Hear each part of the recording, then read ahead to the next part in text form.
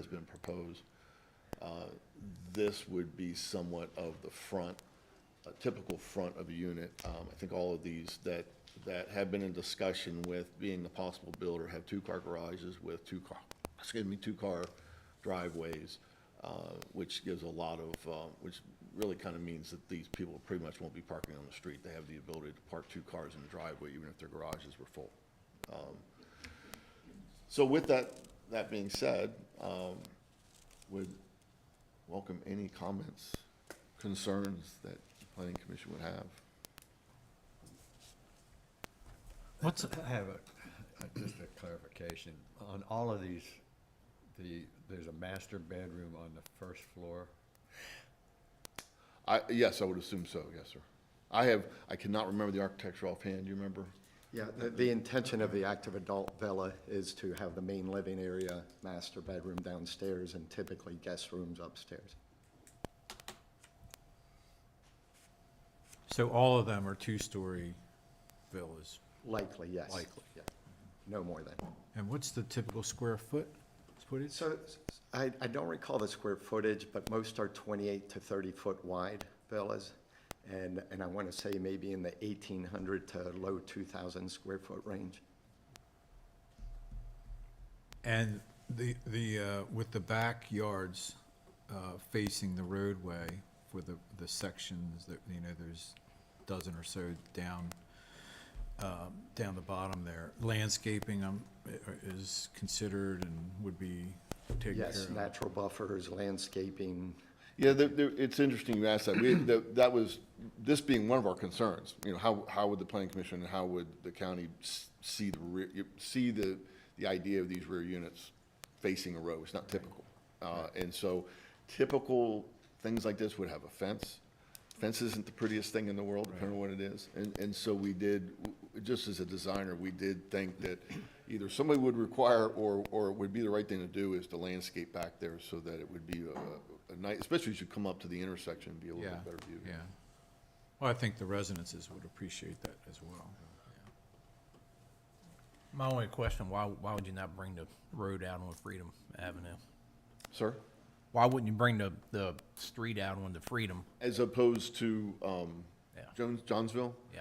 It just seemed to work better with trying to fit everything so it looked best. We did have a concept where we did come off of Johnsville and come in and dead end it as well. It didn't seem to be in a great discussion with staff, preliminary discussions with staff to go from Johnsville all the way to Freedom. And again, we all know we hate to living in a community where everybody thinks that's a shortcut when traffic's not good. So we really wanted to make it a dead end somewhere in there. But it could be one or the other. We were just trying to make it fit best. There is one other item, though, by the way, too. When we were doing the other concepts, when we had the 3-story buildings in there at one time and so forth, Mike Kalanick here had gone out to the community outside of the Planning Commission, of course, and said, what do you think? What are your concerns? That kind of thing. Interestingly enough, most people said you would be better off putting your entrance off of Piney Ridge because of the way traffic flows there. They said Johnsville becomes very, very backed up, and to try to put that traffic back onto there would be a problem.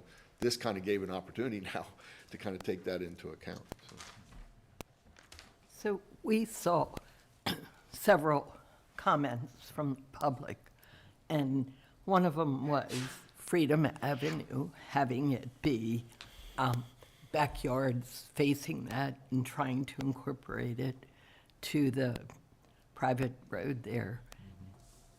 Looking at that, I think it would probably be hard to do, but I'm not an engineer. It would be more difficult. So yes, you're right. And it wouldn't be probably the best answer for Freedom from a design standpoint. I do understand how the community sees it, but from a design standpoint, it would probably be best with that. One of the biggest concerns, and this is not an argumentative thing. We kind of looked at it. We do take seriously what community says, not only from the fact that they create heartache when there are issues, but also the fact that we don't see what they see. And I did take a look at the fact of that all those, there's 14 houses there, if I remember correctly, 14 houses. All of them have the opportunity for a minimum of 2 cars to be in the driveway or garage. Along that western side, which is the side where all their driveways are, there's also an opportunity for another additional 16 cars to be parked there, which really means each house has the ability for 3 cars. And then if this were to be the design that was approved and built, on the eastern side, there'd be another opportunity for 11 cars, which really means those houses really have the opportunity for 4 cars to be associated with their houses. Because I don't think that this is a 55 and over community, that these people would have more than 4 cars, because they'll have a 2-car garage plus a driveway that can handle 2 cars. So there's still an opportunity, even with this, for car parking along Freedom, a good majority of it. Okay. The parcel at the end, I can't, 848? This over here, Yeah. that, by the way, just that parcel label is for that whole piece. Is this for this whole rectangular piece in here? But, yes, right now, that is currently in the very preliminary concept, just to become an open space, and currently has trees on it. Jeff, I'm curious, when you design something like this, and as I recall, this property generally slopes to the corner of Johnsville and, towards this lower corner. Why do we have 10 detention areas on a property this size? I mean, from an engineering standpoint, that was obviously intentional, and I know you think that sort of thing out. It just seems like a lot of areas that someone is going to need to be concerned about in terms of mosquito, insect management, maintenance, and all those kind of things. Is there not a way to consolidate some of that to where we have 5? First of all, you give me a whole lot more credit than I'm due. Okay. So when we do this to try to fit everything in here, there's several things to try to cut it to the chase of your question. With current stormwater management regulations in the state of Maryland, which all counties, including Carroll County, abide by, in a development like this, the most amount of square footage of land that you can drain to one facility is 20,000 square feet. So with total 6 acres, basically, you would theoretically have to have 12 facilities somewhere to get 20,000 square feet. Now, it doesn't always work that way, and so realizing of what you said, I had to get some in the low area, which is down near Johnsville. And they're actually, by the entrance, there's a lot of that water now, or the way the land slopes, that comes out on that slope down to Piney Ridge. Right. And so you really have to kind of spread them out, because you have to catch a lot of this stuff before it gets to be larger than 20,000 square feet of drainage. And in the state regulations, there's a process, and you have to start with, for comical reasons, we always talk about on developments that are new, is that you're supposed to take away impervious area. Well, if you have a wooded site with grass, you can't take away impervious area. So there's a step process you have to go through with the regulations. This is where we get stopped, because we can provide stormwater management of infiltration or filtration of 20,000 square feet or less. So, does that help with that explanation? It does. I just, for the life of me, I mean, from a developer standpoint, I mean, we're losing, functionality.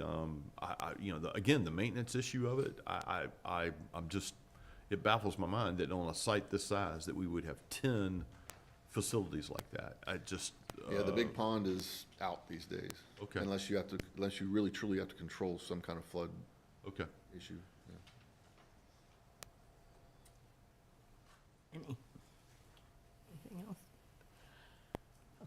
Would you like to say something? No. Me? Yes, you. Thank you. Yeah. No, I think Jeff summed it up fairly well. Just a little bit more on the history. When we acquired the 950 piece, which is the Johnsville parcel first, we had been talking to the church, St. Joseph, who owned the other parcel. But the idea was to piggyback the success of what happened at Snowden Creek over off Oklahoma Road, where there's such a growing demand for 55-plus rental options, which there aren't many in the state of Maryland that have been built in the last 20 years. And so the idea is people are now looking for other alternatives where they don't have to buy, but highly amenitized projects. And so initially, we were looking at a 3 to 4 story for rent project, which we had presented to the community just to get some preliminary thoughts. The pandemic and the cost of all products kind of put the kibosh on that, for lack of a better term. And so that's when we turned to another alternative, which Jeff alluded to, which were the combination of villas and condos, and both a combination of market demand, builder demand, et cetera. And what we felt was a kinder project with nothing more than 2 stories is where we've come to this point.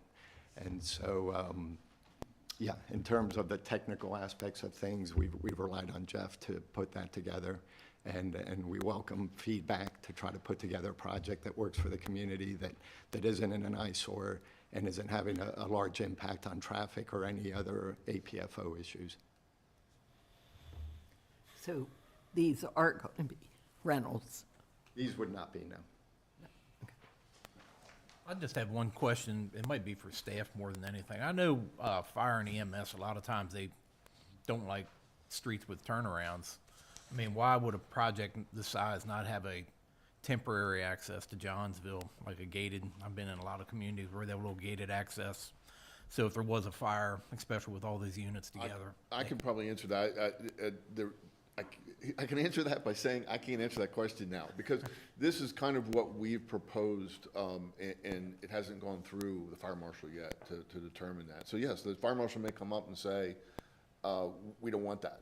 I don't want my guys having to turn around that far. Now, it does meet distance, Yeah. but theoretically, but that's not a problem, I don't think, for the developer or us to put a temporary access there, yeah. Okay.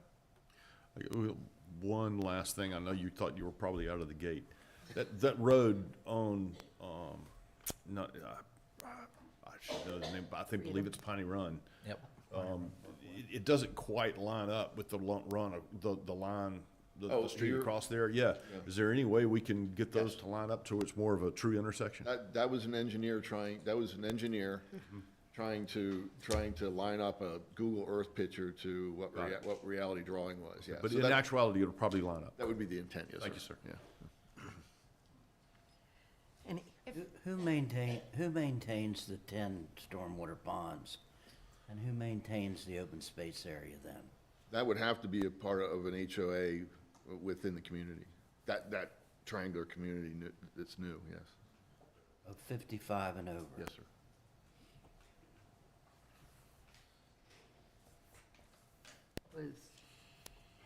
I missed staff, was staff for the stormwater management? Maintenance. Ultimately, I think the county kind of comes back and tells you if you're not maintaining it. that- Correct. Every county that I know of has an agreement, basically, and access rights to be able to come on the property and maintain if you're not doing what you're supposed to do. Yes. Secretary Daley. I just wanted to circle back around. I think you had specifically asked for some feedback on the lots that are fronting on Piney Ridge Parkway. Or backing up to Piney Ridge, yes, ma'am. Whether there's any preference for the rear of the units facing that roadway. I don't know if we've gotten some clear direction on that. I was curious, personally, though, if there was any thought to doing, like, rear-loaded garages as opposed to the way they're currently designed. From an internal standpoint, internal of the design team and owner, developer, and builders that have been talked to, we did ask that question. That was actually my first question, because this is out of the box comparatively to normal, and nobody had that product. Nobody had the ability to put that garage in the back that we knew of, so that's why this came out of that. So I don't know if there's any preference from the planning commission. I'll say I would prefer the internal driveways rather than driveways coming out on those roads, because they are more highly trafficked. And so, Ms. Daly, I think it's a great question. I appreciate you bringing it up, but, so long as it's screened properly, and sidewalks, so that people can access and walk to the church if they want to, those kinds of things. So long as those are on the final plan design, I think something like this is much more preferable than having 10 or 12 units with people backing out or pulling in off of those main roads. I think this is preferable. Yeah, I think the question was if flip them around and the backyards are there, so you have a entrance into the garage from the back. Was that? Yeah, almost like you would if you had Yep. an Yeah. alley Yeah. or something like that. Yep. Yeah, I've seen them before like that, but then you almost need parking along the street then, which of course you're not gonna get parking along Pine Ridge Parkway. Yep. That way guests can come to the front of the house. Yeah, there's two ways to do it that I know of, not being an architect. One is to have the garage that does come in the back. The other is to have that garage that's detached from the house, that new traditional type of look. But from that standpoint, you almost do access still the road in the front Yeah. with a sidewalk, and then you have that road in the back, which is additional pavement. But I mean, personally, I would think a landscape berm would be much better than a fence, because no one really likes a fence, Right. so. any? No. Steve? No? We're not designers, so. Nobody? Okay. All right. So you're not out of the woods yet. He's still got a long ways to go. So I will open it up for public comment on this. And before we do, just ask that you make certain that you've signed in for public comment, talk into the microphone as we record audio and video recording. I would ask that if you are speaking, to give your address and name. And it's not a question and answer session. Certainly, you're welcome to talk to staff afterwards if you have some questions, but we would love to hear from you. And if any individual fails to comply with the rules, I, as the chair, may call the person out of order and may require him or her to leave the meeting. I have not done that yet, so I would hope I never have to do it, but it is in my, There's an over-under prop bet on that. We're just saying. So far, the under is winning. That's right. all right. Okay, so with that, I would open it up to public comment, if anybody would like to speak on this. And if I could briefly, why people are considering that offer, just to remind everybody, this is basically a pre-concept sketch. Staff has not reviewed this. Staff will review it if it's submitted for review. It will come in and go through the standard site plan process. It will need to go to the BZA for approval for the use, as well as a portion of it is in the R10 district requiring conditional use approval. So this is not a hearing where we're deciding, yeah, go ahead and start building, all right? There's a long road ahead of this for the plan review process, and there'll be multiple public meetings in the future. But we definitely encourage you, if you have comments about layouts or questions or anything, please feel free to let us know now or contact us after this meeting. Okay. Okay. Anybody wish to speak on this? Okay, you are out of the woods, it appears. Good luck. Thank you. Yes, Thank you very much. good luck. Thank you very much. Okay, number 9, Oh, yeah. the concept site plan S190027 Freedoms Grant.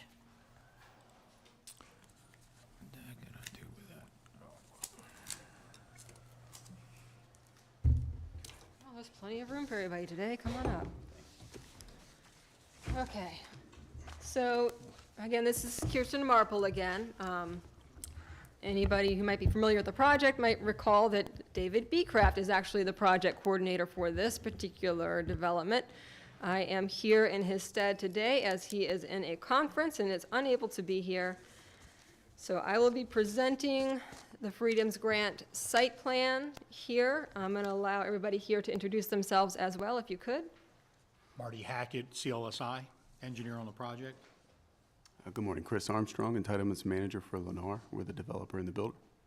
Aaron Valentine, CLSI as well. All right, thank you, gentlemen.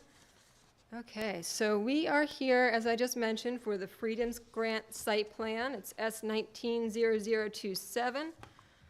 This project is also located in the Eldersburg area. We are really zoomed out here in this image, but we're right over here off of Slacks Road, Arrington, Rain Cliff. As you can see, it's a rather large parcel of land. It's zoned R20 with a tiny little smidgen of conservation. As you can see here, a lot of the properties around it, the green properties, are zoned conservation as well. Some properties are zoned ag or R10. And most of the properties in the area are developed with either houses or are farmland, or this large area here. This big chunk of land is actually state property. State of Maryland owns that for various purposes. So this is a closer view of the site. In total, it's about 68 acres. And again, most of that zoned R20 with a tiny little bit zoned conservation. The site, as you can see, has farm field on it, some woods. The proposal here is another age-restricted development, okay, retirement community over the site. The retirement community is a little bit different than the last one we saw, but it still includes a mix of townhouses, and it also has single-family dwellings here as well. We're here today to consider this concept plan. This is just the concept plan. No actions required today. I will note as well that this is a plan that you've seen before as the Planning Commission. This previously came to the Planning Commission in, I believe, 2001.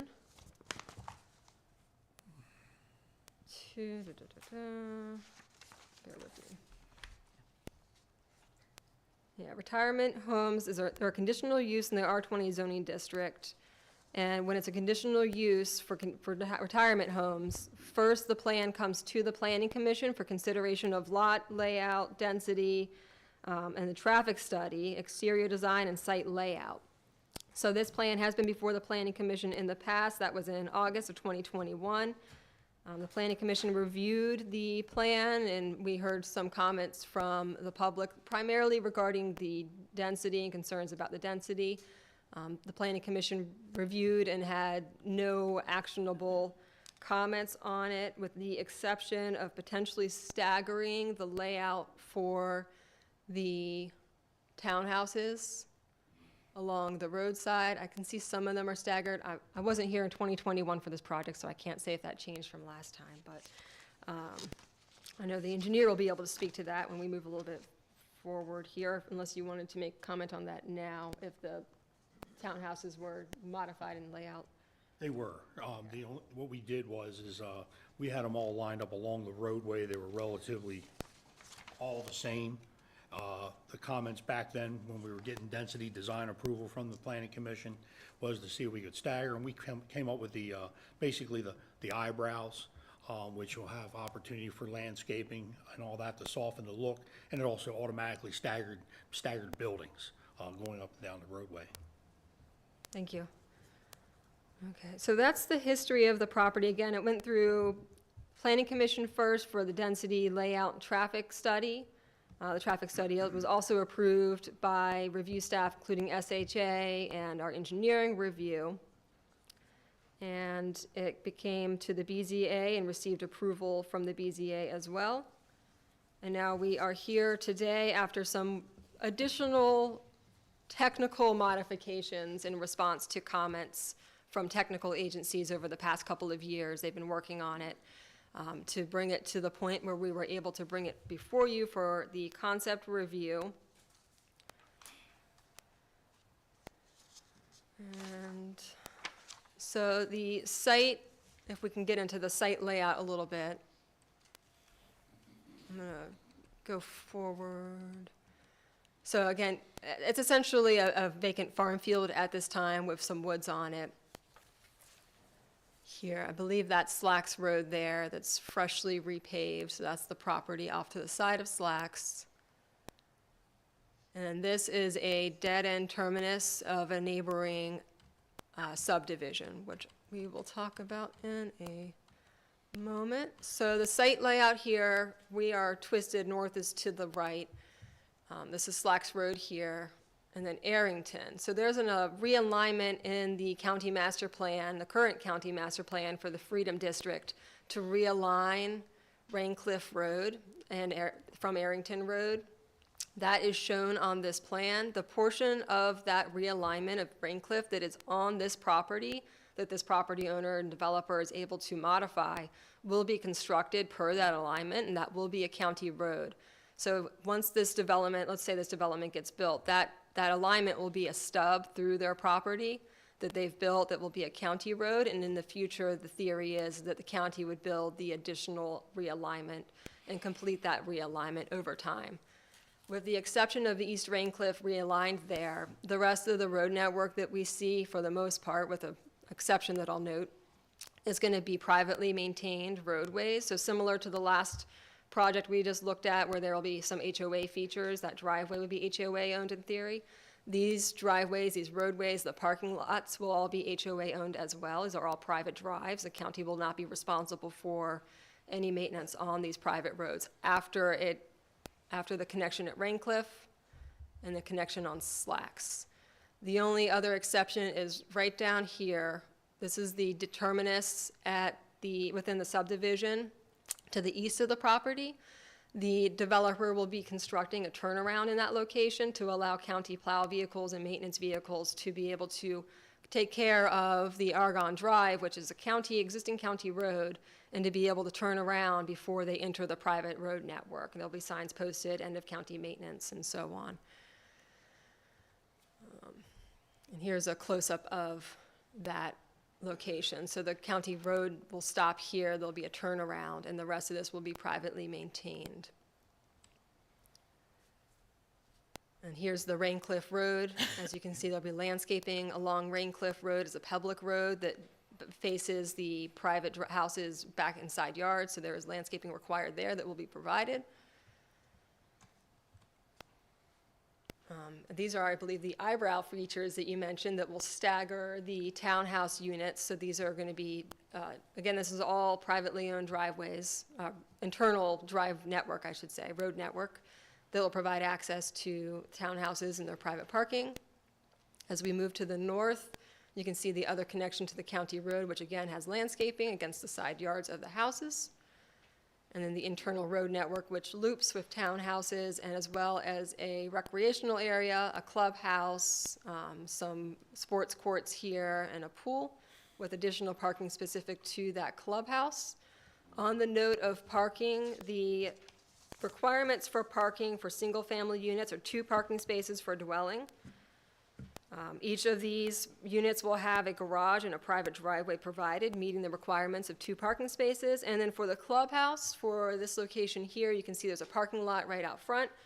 The parking for the clubhouse would be 1 parking space per 3 people per the maximum capacity of that facility, which, if you do the math for 112 people, 38 parking spaces are required, 40 are provided. So they're a little bit over parking requirements for the clubhouse facility here. So that's the layout of the site. We're going to go briefly to well, here's an example of street lighting that will be provided on site too. So these are private roads. This is the private road network. County generally doesn't allow for county roads to have street lights. We don't want to maintain them.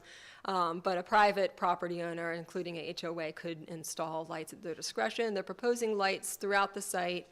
I believe, correct me if I'm wrong, the lights on the left will be within the parking lot for the community center. The lights on the right will be along the driveways, along the internal drive network. So you have a bit of a older world style, it says there on the right, that will be along the road network. And this sign detail, you can see 6 feet tall stone sign, I believe on the Raincliff Road entrance only, or on both. I think it was on the Raincliff Road. Raincliff, yeah. Which brings us to elevation drawings. This is the clubhouse. And these are the townhouse units. Again, 2-story there, garages. And then the single family. So again, this is a total of 20 single family? 26 single-family dwellings at about 2,400 square feet each, 211 attached dwellings at about 1,800 square feet each. And those are the renderings for the sake of example. As far as site review goes, this is at the concept stage. Most county agencies have reviewed this and all have issued concept approval where necessary. It's not shown in very clearly here, but there will be stormwater management facilities throughout the site, over here, I believe over here, including a submerged gravel wetland, which I believe is this location here. So I don't think you'll have any, there's no big pond features here, right? There are 2 bigger, larger ponds, yeah. Is that this? If you cycle through some of the pictures, you'll see them. Hey, go back one. That's the facility right Okay. there. It's also a submerged gravel wetland, but it's also quantity management as Sure. well. And then the edge of the, Down that corner. on that corner, there's another one. So this one's a little bit different than the last one we saw, where there's not 30 small facilities, there's a few larger facilities instead. Also, multiple smaller stuff as well. Well, throughout the this- site. yeah. And then there's also going to be forest conservation easements on the site. There'll be forest conservation in this area here too, near the existing subdivisions. There'll be forest conservation on this area here too, on the northeastern side of the site. And I believe this area here too will also have water resource and wetland protection easements as well. Again, we talked about landscaping a little bit already as well, which has been approved, concept approval.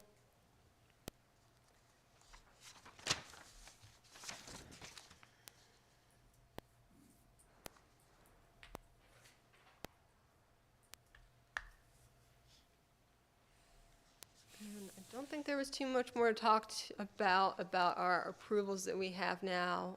There will be, I believe, sidewalks are shown internally as well, correct? Yes. Yeah. So there'll be sidewalks throughout the site. Fire protection has granted approval of the concept plan as well. They'll be adding fire hydrants on site, as the whole location's on public water and sewer, if I neglected to mention that previously. So this will all be on public water and sewer hookup, and there'll be new fire hydrants installed throughout the site for fire protection requirements. And this is for concept review, no actions required today. This will proceed through the review process to final, and we'll bring it back before you for final again. If there were any comments or questions about this at this stage before we enter the final process, that would be appreciated.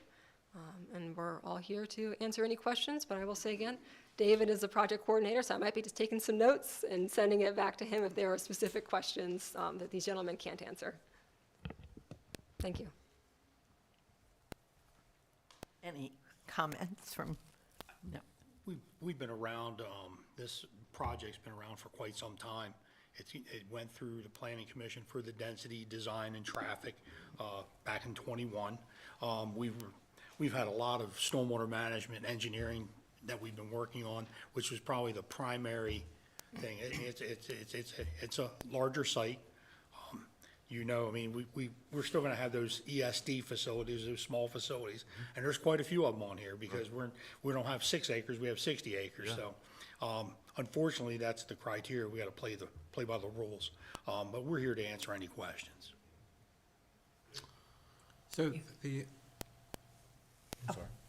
Go ahead. so the traffic study was conducted in 2021, during the height of the pandemic. And there was some public feedback about getting an update to that since it's certainly changed since then. Any plan to do that? I don't know. I mean, we haven't been required to update it. I mean, normally that's something that at Bureau of Engineering, if it would be required, they would be the ones that would require that. My recollection, and 2021 was a long time ago, but also just yesterday, my recollection is that there were considerations in place that were applicable to any traffic studies that were done during that time range, that helped to take into account the impacts of COVID to traffic patterns. And I don't believe that because it was done at that time, that it makes it invalid at this point. I think that they built in precautions against concerns to that point. So I can certainly make a note of it, and our engineering review can check with it. But State Highway and Engineering did review it and approve it at that time. So I can make a note of that for sure, to have them take a look at that. Thank you. I have one more. No, I was just, is there landscaping around the perimeter, especially where it adjoins the neighborhoods there? I can address it. As we go through, obviously, the site plan and all, we have conceptually shown landscaping. We will, under the final site plan, be obviously specifying the actual, what's being planted, the material, and so on. The Class A screening requirements and the landscaping requirements that are in the manual, obviously, are very stringent, so we, you know, where it's required, we certainly will, and the landscaping on this is probably gonna go above and beyond what those minimum requirements are. I mean, we're trying to generate a nice community, obviously with the amenities with the pool area and the open space areas, and we think we're probably gonna exceed that. Okay. Matt? Yeah, it seems like a lot of the comments that we've had are from the people that live in that community behind the development. And you said you're putting in a turnaround for the county maintained road there, but there's not gonna be any fencing to keep people from, I mean, the people that live in the existing community will be able to drive through this community and vice versa. That's correct. Correct, okay. Yep. That, the turnaround is solely for the end of county maintenance, so snow trucks and stuff like that can make the turn instead of having to back up the road. That connection there that we're showing on Argonne, is that something that the county has always envisioned would take place? Kirsten, is this, because again, I think a lot of the comments we saw were, you know, cut through traffic, we've got kids playing in the road and all this kind of, you know, it's quality of life kind of stuff, and people are always averse to change. How married are we to connecting these two roads and this community to the existing community? So typically, it's pretty typical, I should say, when a subdivision occurs, for example, the subdivision that occurred to the south in the 80s or 70s or whenever it was, that they designed that subdivision with its road network that terminates at the property line adjacent to any undeveloped land next to it, with the intention, just by design of that subdivision, the way that our code reads, that if that property were to go through subdivision in the future or development in the future, that connection would continue. Generally, there's a note on the plat that says temporary turnaround or something to that extent. This plat looks like actually Yes. this way. Okay. Yeah, this plat actually lacks that language. It just terminates at the edge of the property boundary. This plat being, again, the properties here off of Argonne and Amberley Court. So oftentimes you'll find plats like this that will have language that says temporary turnaround. They'll do a temporary cul-de-sac. Sometimes they did, sometimes they didn't. I think it has more to do with the reviewers that saw it and made comments through that review process than anything. But the code requirement is that it terminates with the intention that eventually it will connect to future development. The only reason we're seeing a T turnaround here is that this is a site plan for age restricted. So they're permitted and allowed to have internal drive network that is private. So the county's not gonna drive a plow through there, it's private. That's the only reason we're seeing a turnaround here as opposed to just a straight continuation of the road. But to answer your question, yes, it was always intended through the previous subdivision that this road would continue through Okay. and connect to other roads. All right, then slacks. I mean, this is more of a county question than, back in my running days, this was one of my favorite roads to run. You know, provided you were out there and you didn't get run over by someone trying to get their kid to a soccer game and cutting through to Freedom, it was a beautiful run. But this road's not designed, I mean, it's a 2-lane road. It is narrow. What's the county's plan to improve this road where, you know, past what Lennar's doing? It is Lennar, right? Okay. Past what they're doing, what's our plan for that road? Because Slacks, this is gonna dramatically change, and two, there's a VA facility going on across the street. What's the county's plan for this? Is it even on the map to be improved? I will make a note of that, but I am not aware. That would probably be a question more for Public Works. I do not believe it's on planning's table because the road is existing, so I think this is a Public Works question. Yes. Okay, so I can make a note of that to follow up on that, and David will have an answer for you when you're back before final. Last question, and I'll promise I'll be quiet. The entrance that is the furthest south to this community that we're proposing, not that one, the other, yeah. This is the northern Slacks. portion. That entrance, how far, there's a curve there, and there's a bridge that's actually a pretty decent bridge, given what I've just said about Slacks. Where is the bridge? Are you familiar enough to be able to tell us what's the sightline distance and all that kind of Here? stuff between the bridge and the entrance? It looks like the bridge would, just based on this map, be here, crossing the stream in the wetlands area. I'm not the best judge of distance there, but that's quite a few hundred feet, I would say. It looks further than I actually thought it was much closer. All right. 1,000, 1,500 feet. Wow, okay, that's much closer. That's much further. All right, never mind.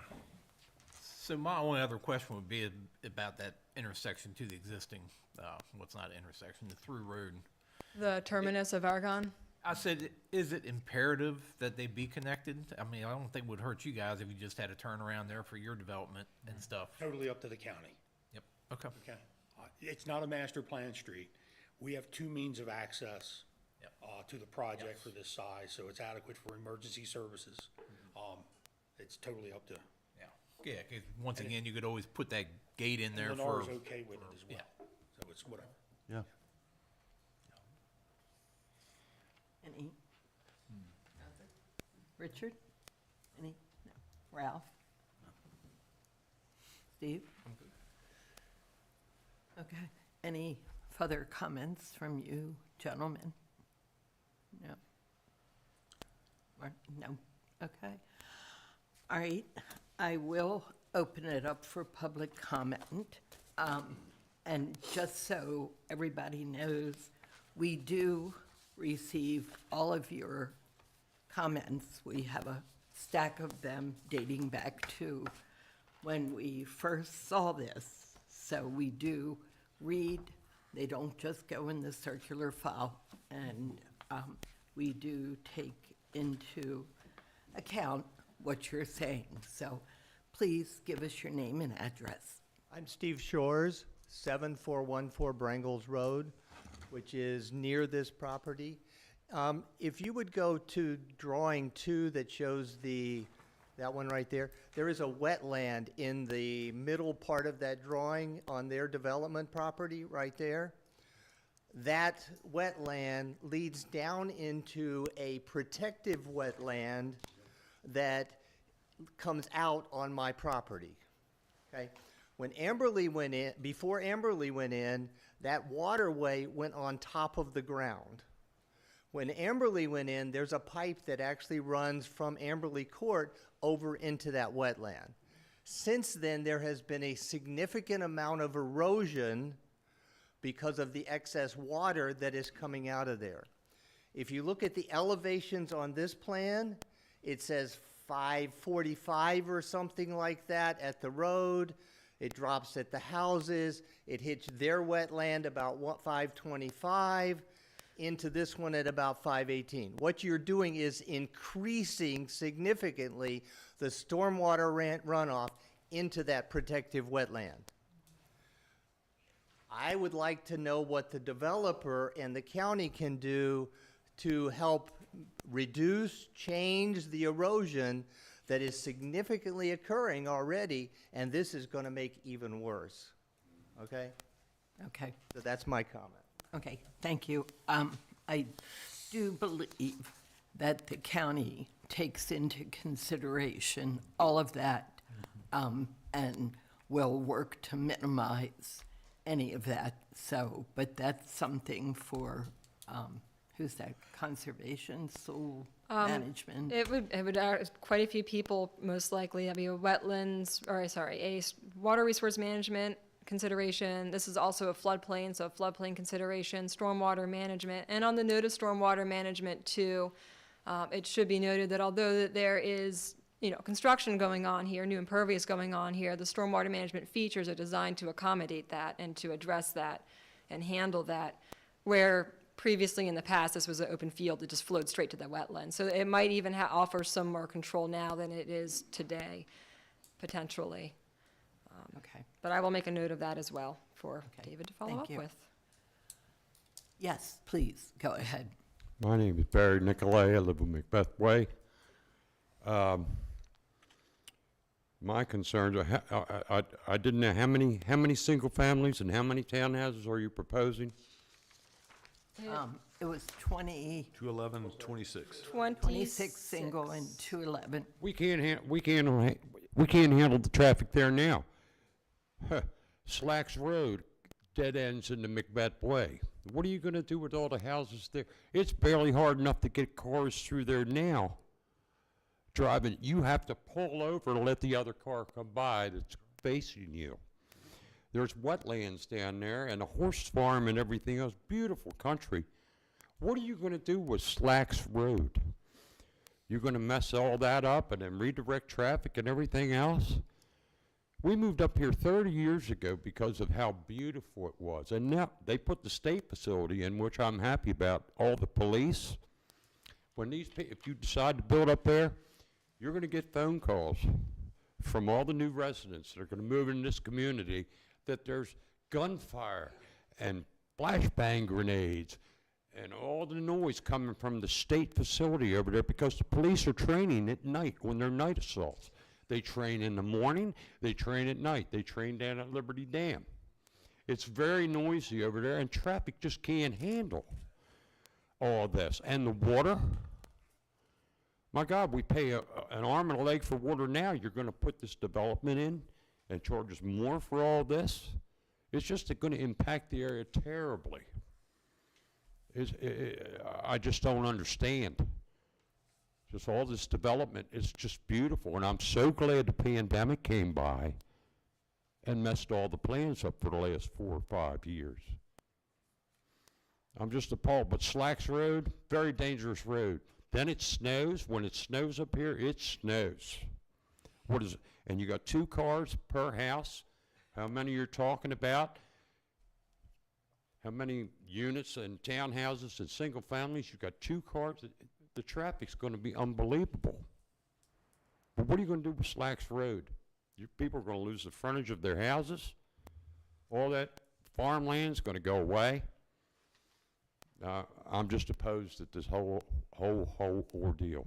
And my neighbors and I, we're considering moving if this happens. Thank you. Thank you. I will say it will go to Public Works. They will have comments on the roads. So that, but Slacks Road, while I'm not sure how far across it's paved, but there's typically ground on either side of that was deeded as an easement to the county. So I'm sure the county will look at it and determine what needs to be done. Well, you come down Macbeth Way, down Slacks, about 1,000 yards, you can't get 2 cars going by each other. You're going to have to widen all that. Well, that will It's a big be- project. Okay, that will be determined. I believe there's somebody behind you that is waiting to speak as well. I understand that. Thank you, ma'am. Uh-huh. Thank you. Hi, Nicholas Albrecht. I live at 1461 Arrington Road at the corner there, Raincliff and Arrington. I just wanted to reiterate what these gentlemen said about slacks. It's just so narrow, and to just put this much density there and traffic on that road, it's just hazardous. That's all I want to say. Thanks. Okay, thank you.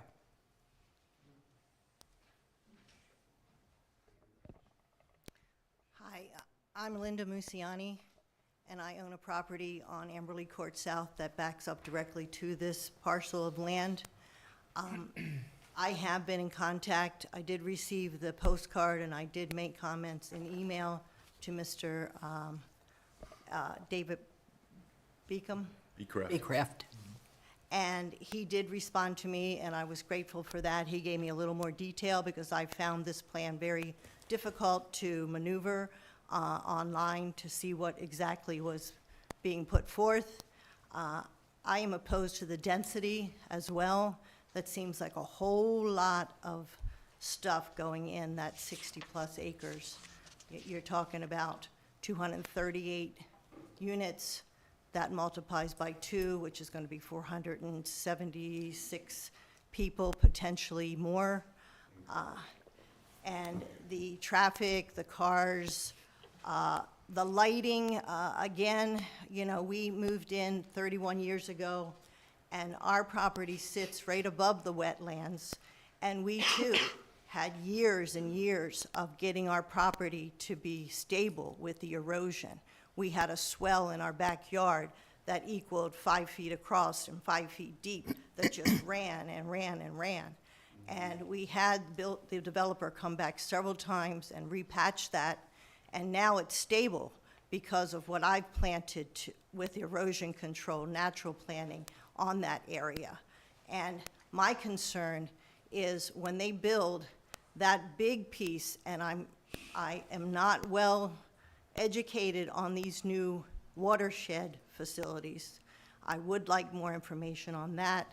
It was described as a gravel area, a large gravel area that's going to back up directly between my property and my neighbors up the street along South Amberley. And there looks to be absolutely no easement from that drainage area on my back property. And again, I deal with the water issue every time it rains. And right now it's flowing okay, but any disruption to that area is going to really produce major erosion and flooding down further to people below me. So I really would like that watershed piece to be explained better. I'd like to know what that buffer is between my property line and that gravel watershed facility. If, you know, they did label the forestation on the watershed next to that, but again, that's a big partial of area that's going to need constant attention. Who's going to take care of that watershed facility? Who's going to maintain it? How often are they going to maintain it? You know, it's going to be a mosquito issue. It's going to be a danger issue for anybody, you know, with kids that may wander in that area. Wildlife is also going to be impacted by that. You know, what's it going to attract there right behind my property? So, you know, that right now is my biggest concern. You know, I understand development happens, and I understand that this piece of land has been on the books to develop for many, many years. And I don't know why a lot of the property developments were pushed aside or eliminated down over the years. There were many proposals that came in with single-family homes that would have been on bigger lots with less density. You know, now we're going to be dealing with a 55-plus huge development, and South Carroll is inundated with these 55-plus communities. I mean, I don't have to tell you. You look down Liberty Road, And throughout that area in South Carroll, there are so many 55-plus communities. You know, there's another one right up at Liberty Place, up on Liberty Road, that's already been developed and continues to be developed. Down near the reservoir, there's Nell's Acres that is continuing to develop. So that is another concern of mine. Are they going to be able to fill these units? You know, how many 55-plus units do we need to sustain in a small South Carroll area? So again, I thank you for this opportunity, and I hope my considerations are taken. Thank you. I will say that the 55-plus group is the baby boomers, I of which am one. So, and the gentleman, so while there are a lot of communities, it does seem that there is a need or people that want to move and stay close to families as well. For the issue of the floodplain and the other area, again, stormwater management will be looking closely at that, and there have been significant changes over the years in monitoring that. So I suspect we'll see some criteria for that as well. So, yeah, I'd like to comment as well. I think that, you know, the purpose of this concept plan presentation today to us and for the public is for, you know, for the developer, builders, all, to hear your feedback and, you know, take those into consideration for guidance into, you know, the future of the project and how they would plan to address stormwater, how they would address erosion, you know, things like that. Okay. Go ahead, sir. Hello, I'm Bert Musiani. I'm also a property owner. Linda's my wife, at 1716 on the south side of Amberley. And I do support all the concerns that have already been emailed to you and spoke about, and in addition to ones that are going to be coming up. But I mainly want to address the storm water management facility that's on the concept plan. I think it's a forest stand delineation and forest conservation plan, and I was mailed an extended or blow-up view of that.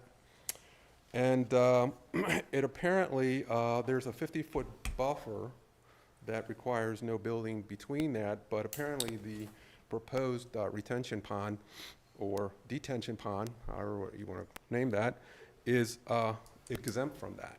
So according to the plan, it is basically about 10 to 15 feet away from the backyard, or my backyard. So we have great concerns about the appearance of that.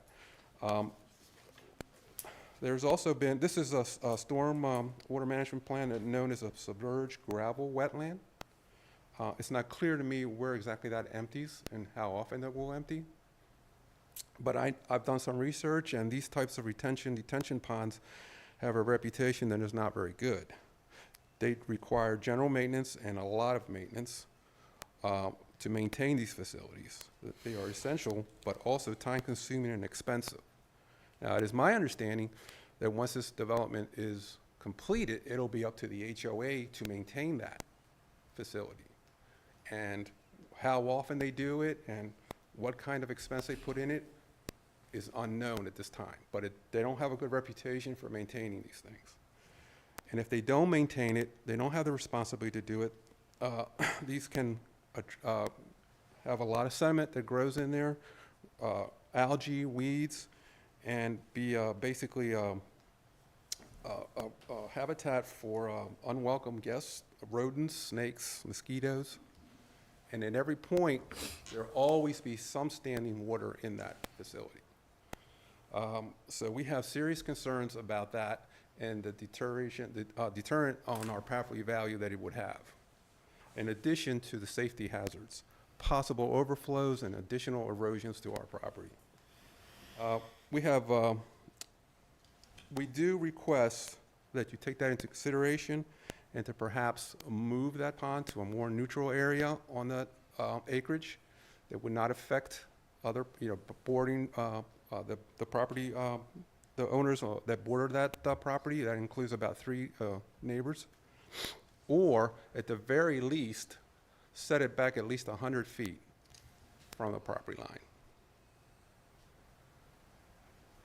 There's an additional concern about, I'm pretty sure you guys are gonna have, use public sewer, management or sewer treatments, but, there have been some additional, concerns about septic tanks, if there are gonna be any. Overflow those could create more problems for this pond, if that happens. And, additional comments have been raised about, the shooting range, the police shooting range. I know that prior to that, there used to be a shooting range in that area for many years, and there are hundreds, if not thousands, of rounds that are still out there and create a big lead hazard. And some of that lead could potentially run off into the proposed pond and into our property, creating additional dangers. So as a member of the Amberley Homeowners Association, and having been there for the entire time, about 30 years or so, we seriously hope that you consider all these comments and take them seriously. Thanks for your time. Thank you. Yes. Hi, good morning. My name is Maureen Bracken. I'm at 1615 Arrington Road. I am a baby boomer, and I'm concerned about the number of over 55 facilities that are going up in the Sykesville area. It's my concern that when the baby boomers start to die off, maybe 10, 15 years, what is going to happen to this community? Will it still remain as over 55? I mean, the replacement rate for population is maybe 2.1%. Some areas is less replacement. So what is going to happen with this when it's no longer viable for over 55 people to reside there? And my other question is, it is such a high-density area, and it's, from all of these other comments, there are huge impacts on the environment surrounding the area. Is there any way that this development could be reduced? I mean, it seems like 211 townhomes is a tremendous amount. And a lot of studies have been done that a lot of baby boomers also are deciding to remain in place as they age. A lot of them don't have mortgages. And it's easier for them to stay where they are in their homes. The interest rates are high for new mortgages these days. So I'm wondering how many of these units will be able to sell to over 55? And if they can't sell, what would be the alternative? If someone could answer me those questions. Thank you. Thank you. I'm sure the developer will take into account all of those questions and possibly speak to it when we're final here. Yes, please, step up. Good morning, Planning and Zoning Commission. Thank you for this opportunity to offer public comment.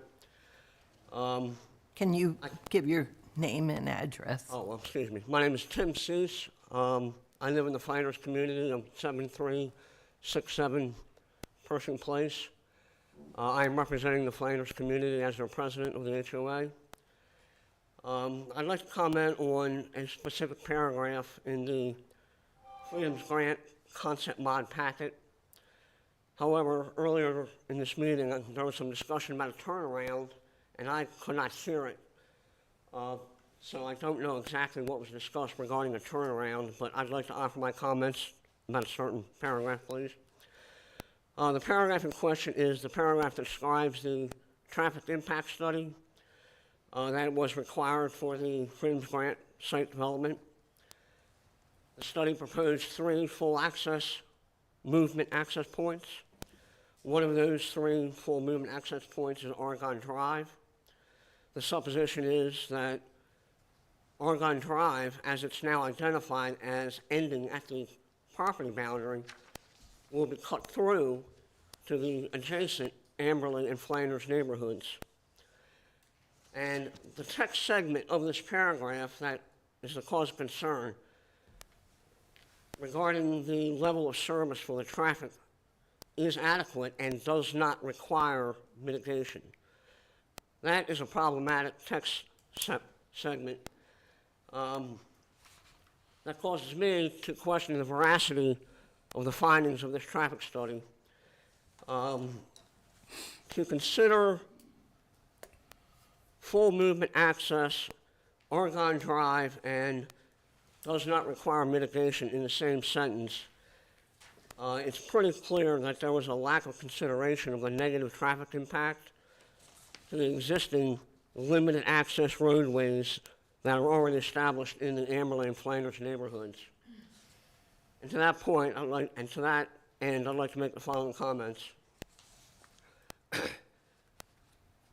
Yes, COVID-19 was mentioned. I heard it mentioned about 10, 15 minutes ago. This report does not provide the exact date that the traffic impact study was completed. However, at the start of the plan review, section states that the development plan was submitted on November 23rd, 2020, presumed to include the traffic impact study at that time. And that implies that the traffic impact study was completed in the early to mid 2020. That is to say, when the most severe societal restrictions due to the COVID-19 pandemic were in place, and any empirical data collected for that Oregon Drive, Armistice Way roadway through the Amberley and Flanders neighborhood during that time period of the COVID pandemic does not reflect real-world traffic conditions today, because people were not commuting to jobs, people were not going to schools, social functions, etc. The existing limited access Oregon Drive, Armistice Way roadways of these communities adjoining the proposed Freedoms Grant will not support two-way traffic. This is demonstrated by the approximately 80 residences along these roadways already, as you mentioned, at Slacks Road, already having to do a bob and weave maneuvers to avoid each other, to accommodate or imitate the semblance of two-way passage. Adding the potential traffic from 237 additional residences, which I will point out is a 230% increase over the original 103 residences approved on March 23rd, 2005, and then that number dropped down to 101 on February 16th, 2010. Well, as of November 23rd, 2020, there's now 237 residences, a 230% increase in the original amount proposed. Adding the potential traffic, and I'm going to say 66% of those homes will be two-car homes. Adding that potential traffic, Oregon and Armistice Way cannot support full movement access as described in this report document. The problem with this scenario is compounded by visitors, deliveries, and service maintenance work in Freedoms Grant. Oregon Drive and Armistice Way do not have lane demarcations to indicate two-way traffic.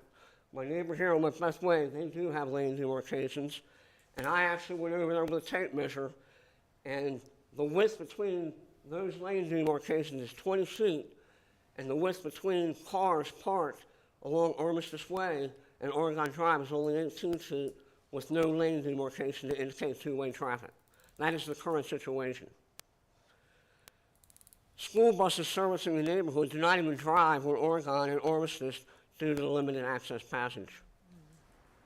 Speed limit signs, there was only one in the entire Amberley Flanders neighborhood at the very entrance of Armistice Way off Brangles Road, and it's only visible in the ingress direction. Stop signs there's an existing stop sign at the Oregon Drive terminus at Armistice Way, and it is already often ignored and not enforced. Speed bumps. The Amberley Flanders neighborhood do not have any speed bumps to allay increased traffic capacity. And me, as the president of the Homeowners Association, have been contacted to try and get some speed bumps installed because the traffic that we have there, we're all in the same community, is already problematic. And additionally, introducing traffic difficulties and a negative traffic impact that is likely or most possibly to occur by opening up a throughway from Oregon to Freedom's Grant could potentially devalue our homes. And I also want to thank you for mentioning the gun range and the training course. Because I even joked with my wife that when those citizens in the new area get a load of that gunfire and them tires squealing, there's going to be a lot of complaints about that. I'm glad you brought that up. So I would just like to offer these citizen comments offered to the Planning and Zoning Commission for consideration to not approve the continuance of Oregon Drive as an access point to Freedom's Grant. Thank you for your time. Thank you. Do we have any further comments? Okay, I would ask that you limit your time to 3 minutes. I don't have a watch that does that in our timer, so my vice chair will I'll do the time. do the timer. My name is Jean that- Berger. that I am doesn't a sound right. resident of 1712 Amberley Court South, and I am concerned, as most people here, regarding the water management. We get a tremendous amount of runoff from that field. But my most question I would like to ask is, they are currently talking about eliminating the tree line that runs between the two properties, which is something I support, because I've dealt with huge limbs coming down in my yard for years and have had to contact whatever developer was in charge at the time to come there and remove them. So once they remove these trees, what are they planning to plant to separate our property from this huge development? I see they're going to have development all around the clubhouse and all over Brangles, but what about between our houses and this mammoth development? So I would hope that you would address that concern. Yes, I understand. I do think the engineers spoke to that a little bit. They haven't done that yet on the plan, but there are guidelines that they do need to follow, so we will probably see that when it comes back with the, I guess we'll see the preliminary. Right. Yes, so. You'll see the final, you'll see the final. This is a site plan. Okay, So it goes concept, it was a little bit different because it had BZA in the beginning, so you've seen it before. But it goes concept and then development through the final stage, and then you'll see it final for consideration of approval. okay, So this is the last time we'll see it before it's up for consideration of approval. okay. So, and we have heard all your considerations, and I've seen staff taking many notes, so along with the emails we've received, they do take this seriously. So, yes. I just have, first, may I start out with a compliment for at least really trying to work with the protected areas and trying to. I'm sorry, can you give? Oh, Carol Shores, I'm 7414 Brangles Road. I'm going to be backing up to all this. And I appreciate that they have worked with knowing those are protected wetlands and are trying to protect them as much as possible. But I also want to add in something I did not hear, that also those wetlands do feed into a stream not far away. It's not a big stream, but since we live with it crossing our property, we've been impressed on the fact that it is a protected stream.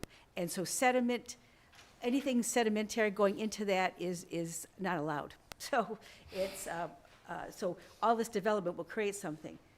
I'm glad that you all are here from Amberley. When we were watching Amberley going in, we saw a couple of things. One is, as the development occurred, you do have those sediment ponds, okay? They are dangerous to your children. You know, there was a couple of times I had to make sure children were not playing with it, because they do develop mud in them, and kids are drawn to water and playing with them.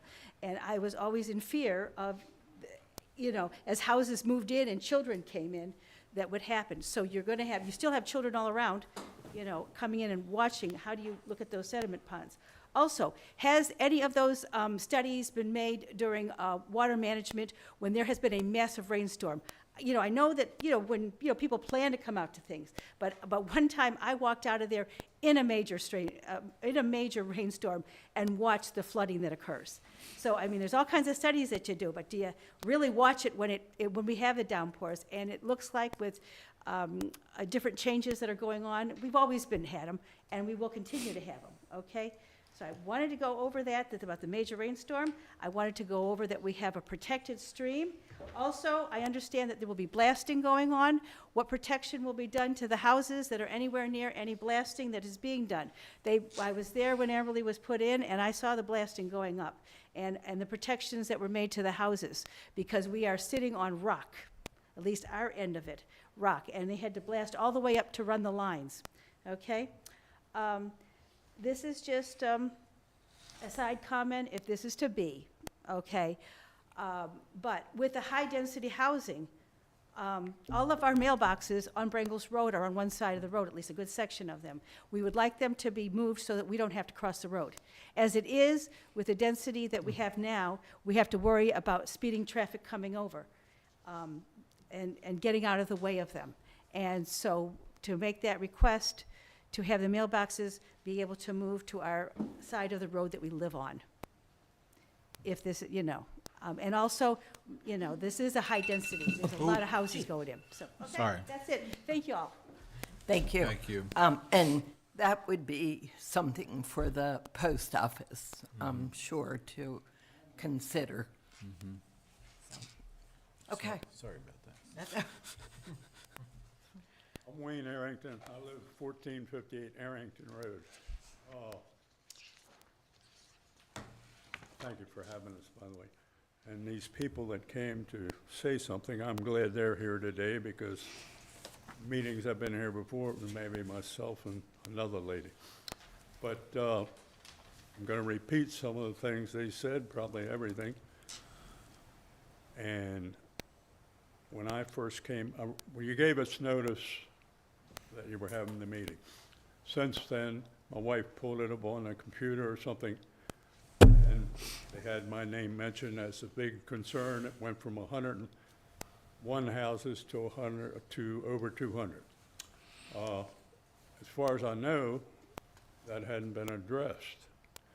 Well, we went from 105 originally at the first meeting to 101, and we thought, well, we're really making progress here. But it's got out of hand now. I don't know what they're going to do with this traffic. And I know the last time we were here, they quoted some great statistic that the traffic was okay according to the state.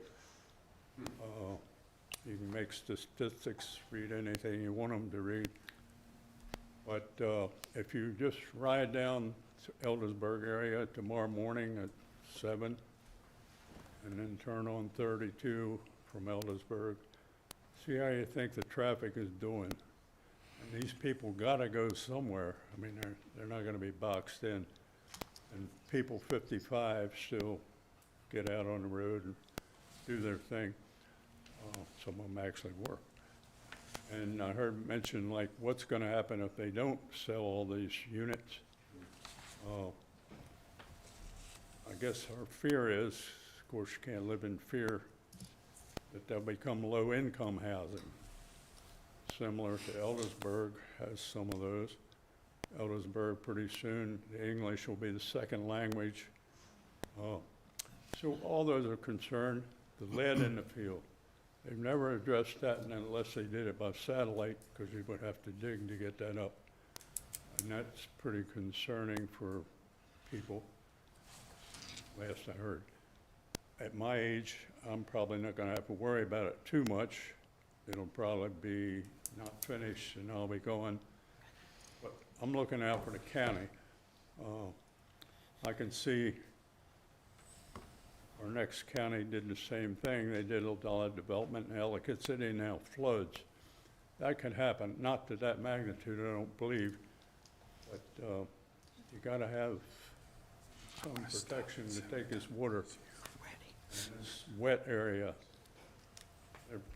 If I looked at it right there. Sorry. Gray, I'll learn how to work this. mosquito pit, or whatever they call it, some nice name. Yeah. And so, it's Thank you. just- And the traffic's just pretty awful, and I could tell you about Slacks Road, a lot of people have done that. Yep. And so I thank you for having us, and I thank these people coming and speaking some negative on it. Thank you. And then by the property department, because we went broke doing that. Thank you. Yes, and I will reiterate, staff is taking notes. We're taking notes, and the developer and engineer are also listening intently. So they hear your concerns and do have the opportunity to work with that. Anybody else have a comment they'd like to make on this property? Would you all, Marty, developers, like to say anything? No? Nope, nope, okay. All right, thank you all. We are scheduled to take a recess a little bit later, but I would like to take one now.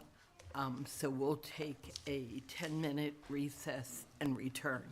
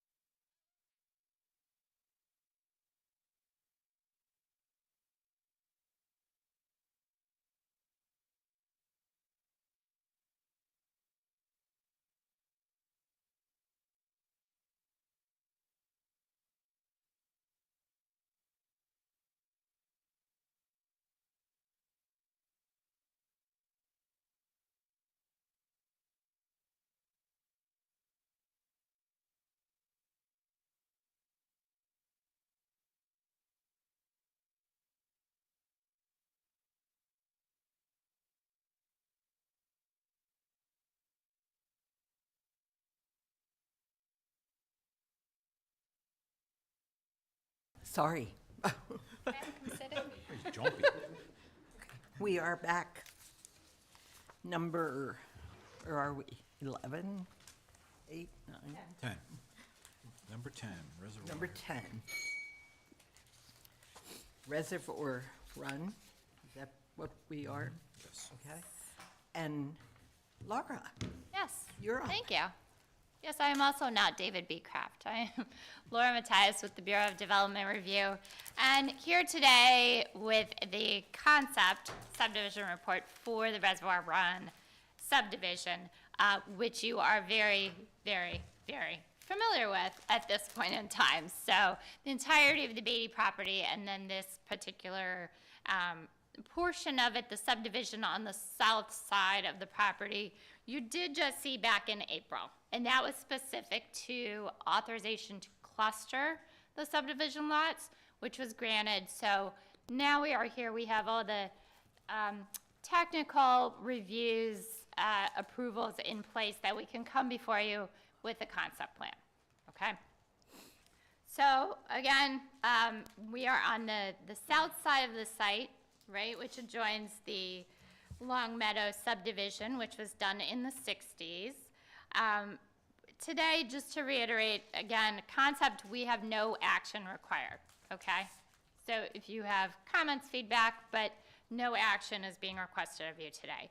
So this parcel is one of 4 on the Beatty property that they are developing, and the parcel itself is 20.71 acres. It is that outline that you see there in orange. It's zoned R20,000. Again, you gave the authorization to cluster, and they have landed at 34 lots. And what you will see today is going to look just like what you saw in April. In terms of the layout, the open space, et cetera, we're looking at the same number of lots, the same layout, okay, that you did just see in April.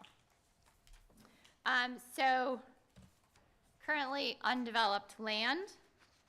It's meadow, patches of trees. I think notably, the property slopes downhill, right, from the southern subdivision into the property. We're going downhill. You'll see the stream right above this, but it is not on this parcel of land. So no stream or 100-year floodplain on this parcel. All of this is in the water sewer service area, so all these lots will be served with public water sewer. So again, that Long Meadow subdivision was a 1960s subdivision. It does share the zoning of R20,000 with this parcel. And included on the subdivision record plats for Long Meadow were areas of future access from Long Meadow to the subject property. So from Rolling View Drive, you'll see right through here, that was left, and along at Long Meadow Drive. So similar to the previous conversation you just had with Freedom's Grant, these were intended, they were recorded as part of that network where we could connect to that adjoining property once it was developed. So long time coming. Again, Long Meadow was done in the 60s, so anticipated all the way back to the 60s. So the lots, current conditions on the site, just a few snapshots of the area. Okay, so the layout again looks like what you saw in April. The lot sizes of these 34 lots are around 12,000 square feet up to 17,000 square feet. Again, we're clustering these, and we land with just over 6 acres of open space via the reduction of the lot sizes with the clustering as you approved. There are multiple connections for access. Again, we're taking advantage of those 2 planned access points, the one from Rolling View Drive and the other from Long Meadow Drive. Additionally, a road connection. These will all be public roads through here. Unlike the previous plan you just saw, these are all public county roads. And we're looking for, the proposal is to connect to Georgetown Boulevard, which is a planned extension, as you are very familiar with at this point in time. So you'll have 1 connection to Georgetown and then 2 additional connections, one at Rolling View, one at Long Meadow, okay, to access. Again, these are all going to be county roads, and there is sidewalk proposed throughout this internal network of street.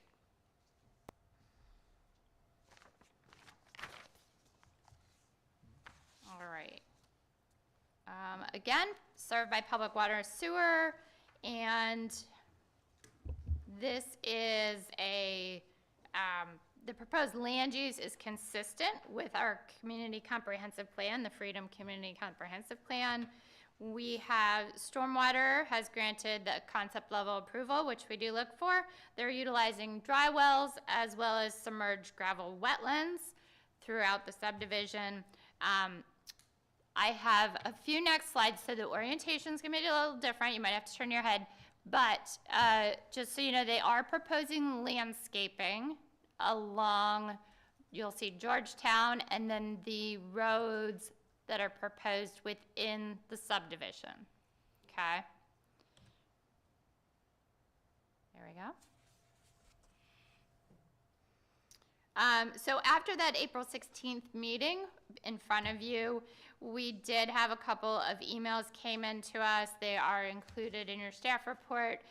Mostly, as we've heard, concerns of environmental impacts, and people have honed in on the capacity of schools, right, as another concern. And we had another citizen who was not in favor of the connection to Longmeadow Drive here.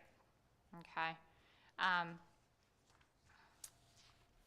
So all that said, the project is subject to concurrency management. The next time you will see it, it will be a preliminary plan review, go through all the technical agencies. We will test it in accordance with Chapter 156. And we're in a new era with Chapter 156. You will actually be seeing a plan next month, which you previously had to deny in accordance with Chapter 156 per the schools. But you've probably tuned in and are aware that through our current CIP process, there is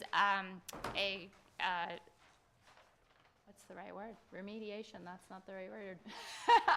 There is a solution to the school problem proposed that was adopted in our current CIP to do additions onto some schools in the Freedom area. And that means that we can then come before you with a request for approval. So this project will fall in line with that we are no longer in a place where we have to deny, but you can approve in accordance with 156. So the next time you see it, it will be a preliminary plan approval being requested of you at such point in time that it gets through the process, the technical review process, to come before you. Okay?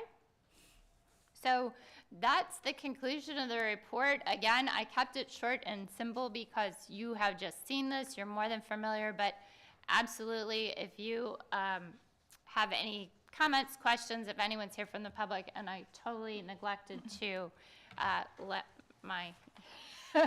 let you all introduce yourself, but I think you probably are familiar with the two individuals sitting up here, but they could certainly introduce themselves and speak to the project if there's anything you had to say. Sorry. That's okay. Thank you. Good morning. Kelly Schaefer Miller, 73 East Main Street, Westminster, Maryland, 21157, here this morning on behalf of the applicant, or St. John Properties.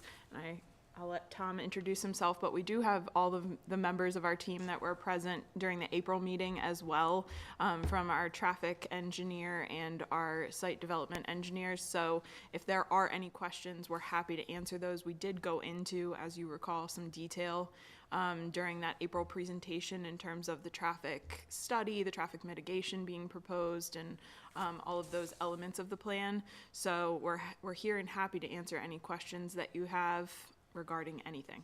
Thank you. Introduce yourself. Sure. Thomas Pelon with St. John Properties, 2560 Lord Baltimore Drive, Windsor Mill, Maryland, 21244. And I'm the Executive Vice President Development for St. John, and one of the project managers on the project. Okay. You guys are quiet. Yep. Can I ask a question? Yes, you can. Refresh my memory. Georgetown Road, was that going to be a circle? Whereas at one time, I kind of remember a circle. There's a roundabout. There's roundabout. Yes, do you have the overview? Where Georgetown and London Town will connect, that's proposed to be a roundabout, and then Georgetown will continue up through the Beatty property and connect to Progress Way. Right. Also with a roundabout. Also with a at that roundabout. location. There is a roundabout Yes. there as well. Okay. Two roundabouts. I don't know if you can pull up slide 1 of 31 of all their documents, but it's on that. It Yeah. shows it if he needs to see it. I'm good. The cover page of the plan, probably. Of the staff report? No, the Site plan. Site plan, the big, Oh. huge, the big thing. Yeah. I could if we need to, but it I'm would good. take me a few, believe me. No, A few I'm good. minutes. We're good. Okay. Hey, sort of connected to that, though, I would ask, that road B that we're showing, connecting to that road, the distance to the roundabout that is off the page to the left, that's exactly where your cursor was. Is there gonna be an accel or decel lane right in there when people come off that roundabout and if they turn in here? Or are we just, it's just gonna be, single lane going through? I'm gonna ask Brian to come up, because Thank you. it seems like he can answer that question. Ask the Brian's from thousands. Century Engineering. Have the road design drawings. Wider there. It does look a little wider. Yeah. Ryan Langrier, Century Engineering, 10710 Gilroy Road, Hunt Valley, Maryland, 21031. Yes, coming off the roundabout, it'll be 2 lanes. One lane will go through up to Progress Way. This other lane, the right-hand lane, will be a right turn into Road B. Okay. Mike, do you have something? No. No. Matt? No, Richard? Ralph? Steve? No. You guys are quiet. Janice? I'll just say the whole project, I mean, we've seen maps of this Right. many times. Yeah. I do like how, you swoop it out around and bring it up through the property instead of just Yep. connecting the dots over here. Yeah, straight And lines. it stuff. makes it so these houses can tie into that, which should help traffic flow somewhat in the existing developments anyway, so glad to see that. Okay. All right. We have do you have anything additional you'd like to add, Kelly? No, Nope. no, we assumed that there would be light comments, since we did get into it in some detail in April. So we are just here and happy to answer any questions, and we look forward to coming back for a preliminary plan. Thank you. Thank you. Okay. Nothing else. All right. I will open it up to public comment. We do have our handy dandy timer. Somebody has it. No, they actually Oh, have it's actually. the real one. Back up to run here. Cool. So yes, if you'd like to step up to the microphone, give your name and address. Yes, ma'am. My name is James Stanford. I live on Rolling View Drive. Yeah, thank you. And the connector that I'm seeing into this development is really Sunrise Drive. I have a plat here that was laid out in 1961 that shows that section there.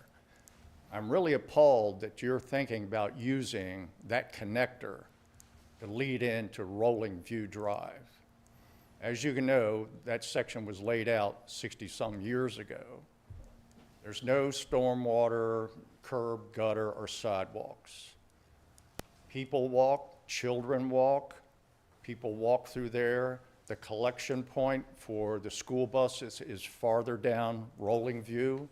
So there's a lot of children, families that walk along that road. You're bringing more traffic in there now that it really cannot stand. Right now, in the wintertime, it is really critical, since once they plow the roads through, there's only really one lane, actually, to get through Rolling View Drive. So you have vehicles going through there, other delivery trucks and trash pickup vehicles going through there, and people are still walking on that road. They have to get back and forth. It's a small community that was laid out, like you say, in the 60s. It was never envisioned to have a lot of traffic coming through there. Also, on the other side, the west side of Rolling View Road, is my understanding, that's a floodplain. I don't know if it's a 50 or 100-year floodplain, but as I moved in over 10 years ago, the original residents said there was flooding over on that side. Again, there's a lot of runoff going to be coming through there with all the hardscape that's being proposed. And I think with the traffic, the hardscape, and everything else that's being proposed, that connector going into that development from Rolling View is really a negative proposal. Thank you very much. Thank you. Any additional public comment? Okay. Would you like to speak to that? No? Yes? You'll? I mean, I'm happy to just generically speak to it. The road connections through this area and specifically to this portion of the Beatty property had previously been laid out on plats throughout the years related to the other subdivision development. And it's our understanding that the county desires that connectivity to the Beatty property. So we are showing what we believe the county has requested and required as part of this development. This is not to say that we initiated these connections, let's put it that way. Thank Okay. you. I also see somebody gave us a copy of the plan and that it will go down and connect to the Cedar Court that's existing down there. Is that correct? I think we should be terminating now. It's terminating there. Yeah, Okay. you may have an old copy of the plan I originally. do. Yep, I- yeah. It terminates now. Yeah. There's Yes, there's a because- cul-de-sac at the eastern end of the, I think it's labeled as Road A on the plan. Right. Yeah, it does not continue through to Cedar Court. Okay. There's a wetland that sits over there, that's why we terminated it with the Yeah. cul-de-sac. Okay. All right. Well, do you want to say something, Kelly? No? Okay. Not unless there are any additional questions, which I'm happy to answer. No, nothing? Nope, nope. I think we have seen this several times. We're correct. So we know you'll take the comments, even though we didn't have any public here other than this gentleman. We did receive several comments from the past and current, so you'll take those and look at them and bring it back to us. We look forward to it. And we do encourage people to contact the Bureau of Development Review. Again, David Beecraft is the project coordinator. His contact information is on the agenda, phone number, email. So if you contact us, we will certainly get back to you with answers to all the questions. Okay. Thank you. The only Yes. one, I'd like to ask one question. Sure. If you didn't have these interconnectors, I mean, you're still, even if you only connected into Georgetown, you'd still be able to do this development, correct? Or would you need one other connector? Need one other one, yeah. Okay. It was just a question. You know, Matt, I'm gonna, I thought I was the only one, so I was gonna be quiet. It would make sense to me that we eliminate one of those other for the safe, because we do have a lot of, this neighborhood was not developed to be a secondary collector. I mean, there are no sidewalks on these streets. But I get wanting to have an alternative way for people to get in and out. I mean, if there's an accident on 26, how do the emergency vehicles get back in here? And so, having one access rather than two, I'm wondering if we can eliminate the one that's over there to the right, and keep the one that's over there on the left and satisfy the county and as well as the community. the existing community? Because again, do we need both is what I'm asking. Well, I'm gonna ask Jim Mathias to step up and help answer one of those Okay. questions as well, because Thank you. it's my understanding we do need one other point of access. Good morning. Yes, sir. Yes, we do need that additional connection. We're limited to 25 lots on a single access road. I think right now we're showing 29 or 30. And we're also limited to the length of that cul-de-sac. Okay. I think we would be exceeding the regulation if we didn't have that additional connection. So if we, You're saying Sunrise, I'm sorry. okay. So we need both of them, not just the one. Okay. Well, we definitely need the one that we're talking about. Yeah, that's right. Sunrise The other is, one you yeah, could do Sunrise without. is the critical one to comply with those two requirements. Could it just be, if it's for fire and EMS, could it just be like we had talked about before, like a gated thing that if fire and EMS need to come out? We'd have to run that through Public Works, but my These are good- public roads. Keep in mind that upper residential development, those are gonna be private roads, so it's more manageable for us to put gates on those. This is a different situation, so that would be a bigger conversation. It's county public. Yeah. So I saw somewhere somebody talking about the schools and walking to them. Are the students bused to the elementary and middle schools? Elementary, I'm sure. What about the middle school? Is that a bus situation, or do they walk?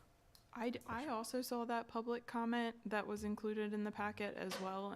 I'm not familiar, I don't know if either of you are familiar, I'm not familiar with the Board of Ed's regulations are in that regard, but I noted that as well, and we can certainly take a look into that. We believed that there would be bus access, but we may be incorrect on that.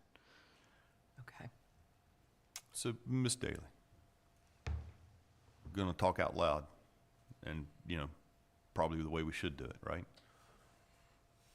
If we were to eliminate that access, would they need a variance? What would we have to do if we wanted to do this? And because, they're saying they need the second road, the second access, the second cut, because of the number of lots and the length of the road and all these things.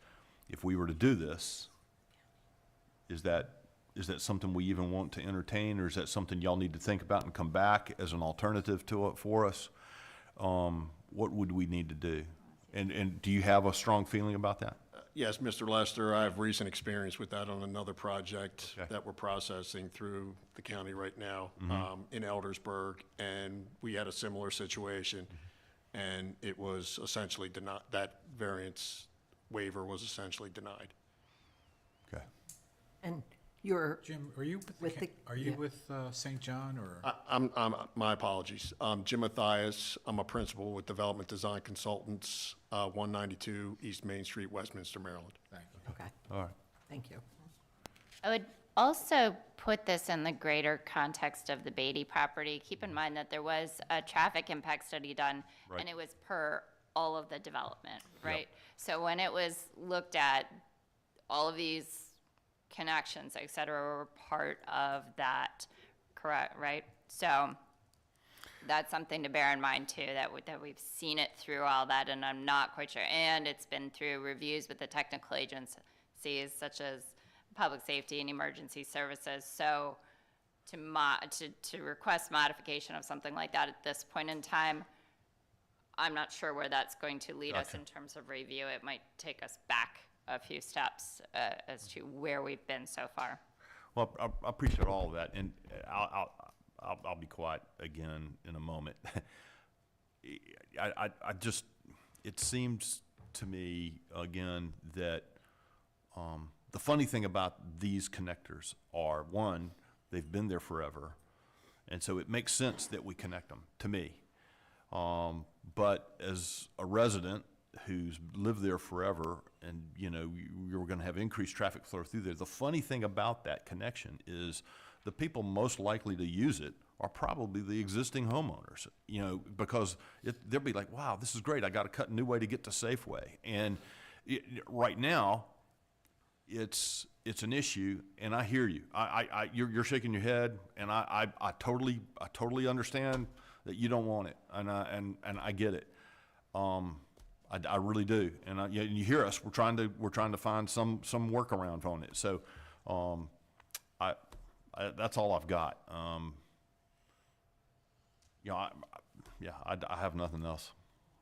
And we appreciate you pointing that out, because that's, from driving that area myself, that's how I see it as well. I admittedly do not live in that neighborhood, but that turn from Long Meadow is a difficult turn, and so it will be beneficial to have another point of egress for that existing development.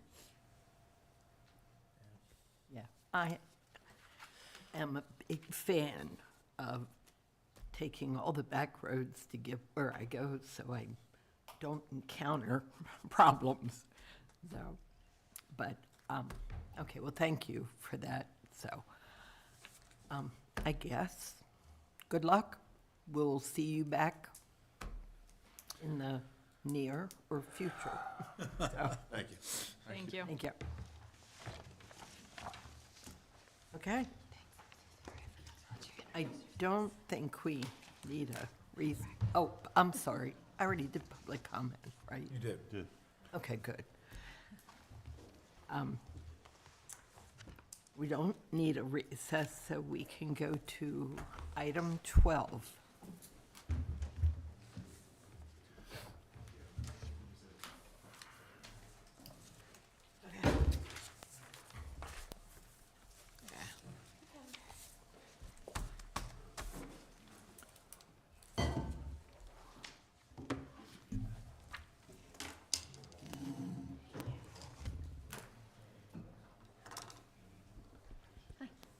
Good, almost afternoon, Mary. Oh, okay.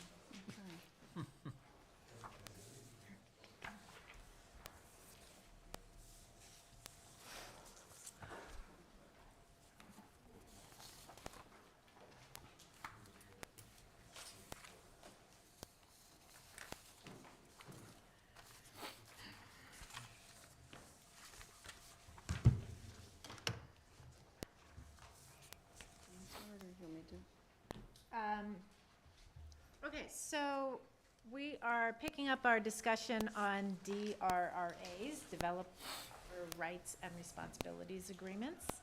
And this is, I think, the fourth time that we're talking about this. So just to refresh everybody's memory, this was a request by the Board of County Commissioners to study this the potential to make changes to our county code to allow developers and the county to enter into this kind of agreement. We've been going through what the state law allows, the kinds of considerations that we might want to build into a recommended set of amendments to the code that you all would send to the Board of County Commissioners. They, of course, would then have a public hearing on those if they chose to do that, and allow for additional comment on them. I will note at the outset as well, Mary, I think, has this as part of her presentation too. The Board of Commissioners asked you to study this and make a recommendation. So you have the opportunity to make a recommendation on the topic of DRRAs as a whole. We would also recommend that regardless of how you feel about whether the county should adopt some language to allow for them or not, that you also send to the commissioners your recommendations for what those text amendments could look like in the event that they want to move forward with a public hearing on them. So you have the opportunity to to kind of weigh in on both things. So I just wanted to kind of put that out there for your consideration as Mary goes through her presentation, so that when we come to the time of taking some action, you have both of those things in your minds. So turn it over to Mary. Thank you. as we said, this is the fourth time, and we've really talked about probably all of the major issues. So as requested, we've put this into legislative form. It would be a 5-page ordinance to go to the, I believe, the Board of County Commissioners. And it would be, as in other codes, a new chapter of the code under land use. It would not be integrated into 158 or 155. So I'm just going to run through it. You did receive this about a week ago, so hopefully you've had a chance to look at it. Anything that's a decision point is highlighted. The rest of it is pretty standard stuff. So, but if you have any questions about something not highlighted, we'd be happy to talk about it. So the first section, this is just the list of all the different sections. And under definitions, again, this is all standard from other codes and from the state legislation. The first decision point for you is what we've already discussed, called enhanced public benefits. And just as a refresher, the state law did not specify that development rights and responsibilities agreements had to have this definition of enhanced public benefits. A lot of people assume that that's what it should be because it is a rights and responsibilities agreement. So in order to get something, you should be giving something. So that's where this language came up. This was put into the Frederick County Code after losing a lawsuit in 2019. And I did notice it was just added in one of the towns on the Eastern Shore into theirs. It's considered a safeguard for the public, for the way that the benefits would work, so that it would be something of value. On the other hand, it's been pointed out that the agreement is between the county and the developers, so if the county's negotiating it, presumably they would make a good deal. So that's really where we are at this point, whether or not you want to include this in the legislation or not include it in the legislation. And like I said, I would consider it a guardrail. There's been issues brought up about how it would be interpreted, so that would maybe be the downside of it, but I'm going to leave it to you to decide if you think that's necessary. Do you have any questions about how it would work? Not None. right now.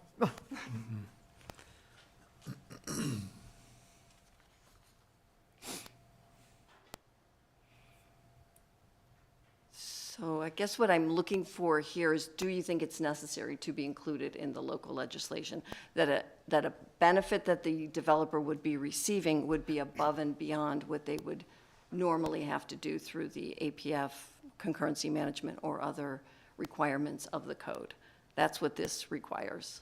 So I did reach out to someone on the Hempstead Planning Commission, and they came back to me and said they only used the DRRA one time, according to Jim Rourke. And it was for a development that was 200 to 250 homes. And they said, if everything is not clearly defined, it can be interpreted differently and might not be useful, more complicated. And they suggested that we talk to Jim Rourke. We did. Okay. Daphne did, and those were similar. She could probably expand on that, but that's basically what we heard. And we heard that also with the other few towns and counties that we talked to, that the more detail, the better and the clearer. That's where the devil is. Okay. So You have that in now because of Frederick County. Yes, because that's what we were working off of, and because it's easier to take it out of this draft if you don't want it in there than to talk about it and put it in. So that would be something that, what we would be looking for is, do you want that included in the Carroll, or, well, actually recommended to be included in the Carroll County ordinance, or do you think it's not necessary? Well, it would make sense to put that in so that we don't get sued like Frederick County did. Correct? That this language does address what the court said Frederick County didn't have, yes. I don't know why we would enter into an agreement that gives, you know, gives the developer certainty. It takes away our ability to change it if we're not getting something back.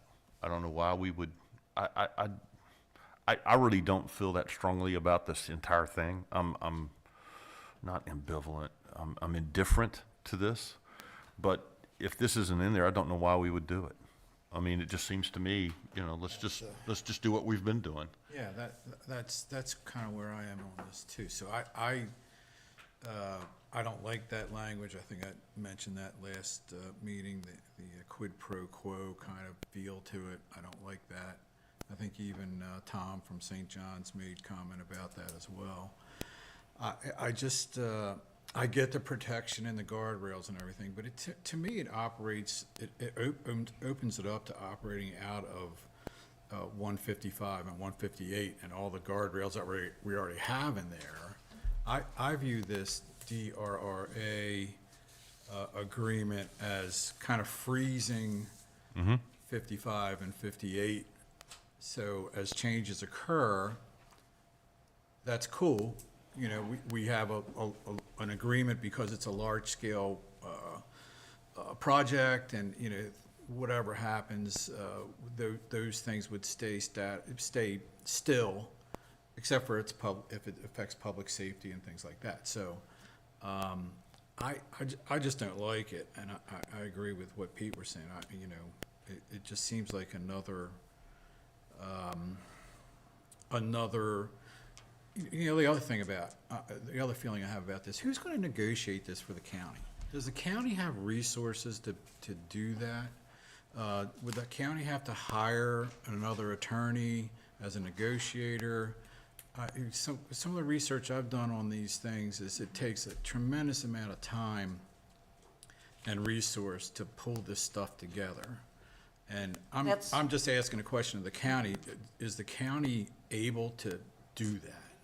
So that is some of the feedback that we did get from other jurisdictions that, for instance, in Tawnytown, they actually charge the developer for their, and that wouldn't be something that would be in here, that would be something the commissioners could decide by resolution, but they actually charge the attorney's fees, the cost of the negotiation. Yeah. The way we would envision it, it would be accepted by, and that's in here, the county administrator, and then he or she would delegate out the negotiation, but clearly there would be county attorney costs associated with that, as well as other staff, because you'd want public works, you'd want development review, possibly planning. Exactly. So yes, there would be costs associated with it. It would just depend how many of them come in, and in looking at the possible properties that this could be applied to, it is very, very few. So we wouldn't expect a whole lot of them. Yeah. I see Kelly standing there. Before I let her talk, do we want comment now or wait until we're through? Sorry, Kelly. That's up to you. I feel like if we're following standard protocol, we would take comment at the end of your, at the end of the presentation. Okay, that, I'm sorry. Save your question. Getting back to that, you want an answer from us, right? Yeah. Unless you'd like to wait till the end, and then you can tell me what changes you want. I can keep moving. Yes. I would, Yeah. I Okay. think let's keep okay, moving. and then you can tell me at the end which things that you would like to come out of here. Yep. Okay. Okay, so that, again, is the first thing that you would have to decide. The second is the petition. The first A and B are pretty, as I said, they're pretty standard. A fee schedule would be adopted by the county commissioners, so that's not something you need to make a recommendation on. C and D are what we talked about regarding thresholds.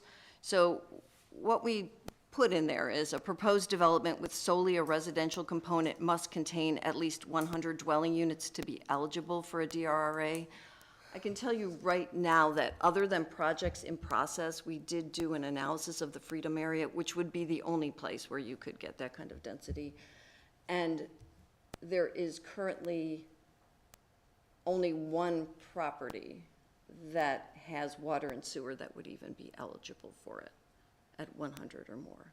So again, this would be restricting. Now, we are going to be working on a new master plan, and there may be other opportunities as we look at changes, but currently, there's only one property that meets that threshold that's not already in process, and it's not the Beatty property. I have that in process, but the other ones that are in process have not expressed any interest in it. What is the other property? Rupert, the one that's right above or to the little bit west of Zabel, it's currently being farmed. Cooper's Farm. And so Gibson doesn't hit this threshold? No, Gibson is about half that size. That's about 52 acres. And that's R40 as well. The Wolf property, The Wolf property would, that's 100, but again, in process. So it depends how you want to look at it. The Wolf property would meet the threshold, but they've been through the process. They're really, I think, just waiting on their concurrency management approval. So I guess only to say that it, currently with what we know, this would be applied in a very limited way. Then the second is D, that would be for a proposed development comprised in whole or in part by a non-residential component, that must be at least 25 acres in size to be eligible for a DRRA. And that would be any commercial property. The thought was anything less than 25 acres, it just wouldn't be appropriate to negotiate something like this and put a halt to all future regulations for something any smaller. And again, if it's been brought to my attention that if that language isn't clear that the 25 acres is for the whole property and not just the non-residential, I can tweak that, like total in size. So that is the staff's recommendation on those two, on the thresholds. Any requested changes to those at this point? I still have a little heartburn with 100. 100 dwelling units, you think it's too many? I think it should be more. You think it should be more? Yeah. I do. what, more? More? More. You said More, yeah. more. I think it should be less or more, and you went, yeah. Yeah, more. I think if we're going to do it, I think at least a minimum of 125. I mean, I look at Hampstead, and they were what, 200 or 250? So, I mean, all of the numbers are at the low end of what we talked about. But again, I don't feel that strongly about this one way or the other. If somebody's gonna go through the process of negotiating an agreement like this, and it has 100 units, and they want certainty, you know, or it's 25 acres, and they want that certainty. Janice, I don't disagree with you, but I don't feel strongly about it, so. and to that point, I get the certainty, Yep. but as we've gone through the process previously, haven't there been times that the commissioners have said, when they've been concerned about possible land changes as far as zoning goes, that they grandfather it We do. in? We do. We have done that. So wouldn't that still be an option for properties? It would be an option as long as the commissioners continued that practice, because they're Right. not required to. Right, it's just, it's habit. Right, but it would come as a recommendation from us to the commissioners. So, yeah, Just a couple things. I'd like to hear from somebody that thinks that this is a good idea, a local jurisdiction. All I'm hearing is all the problems that have arose because they had this thing in place.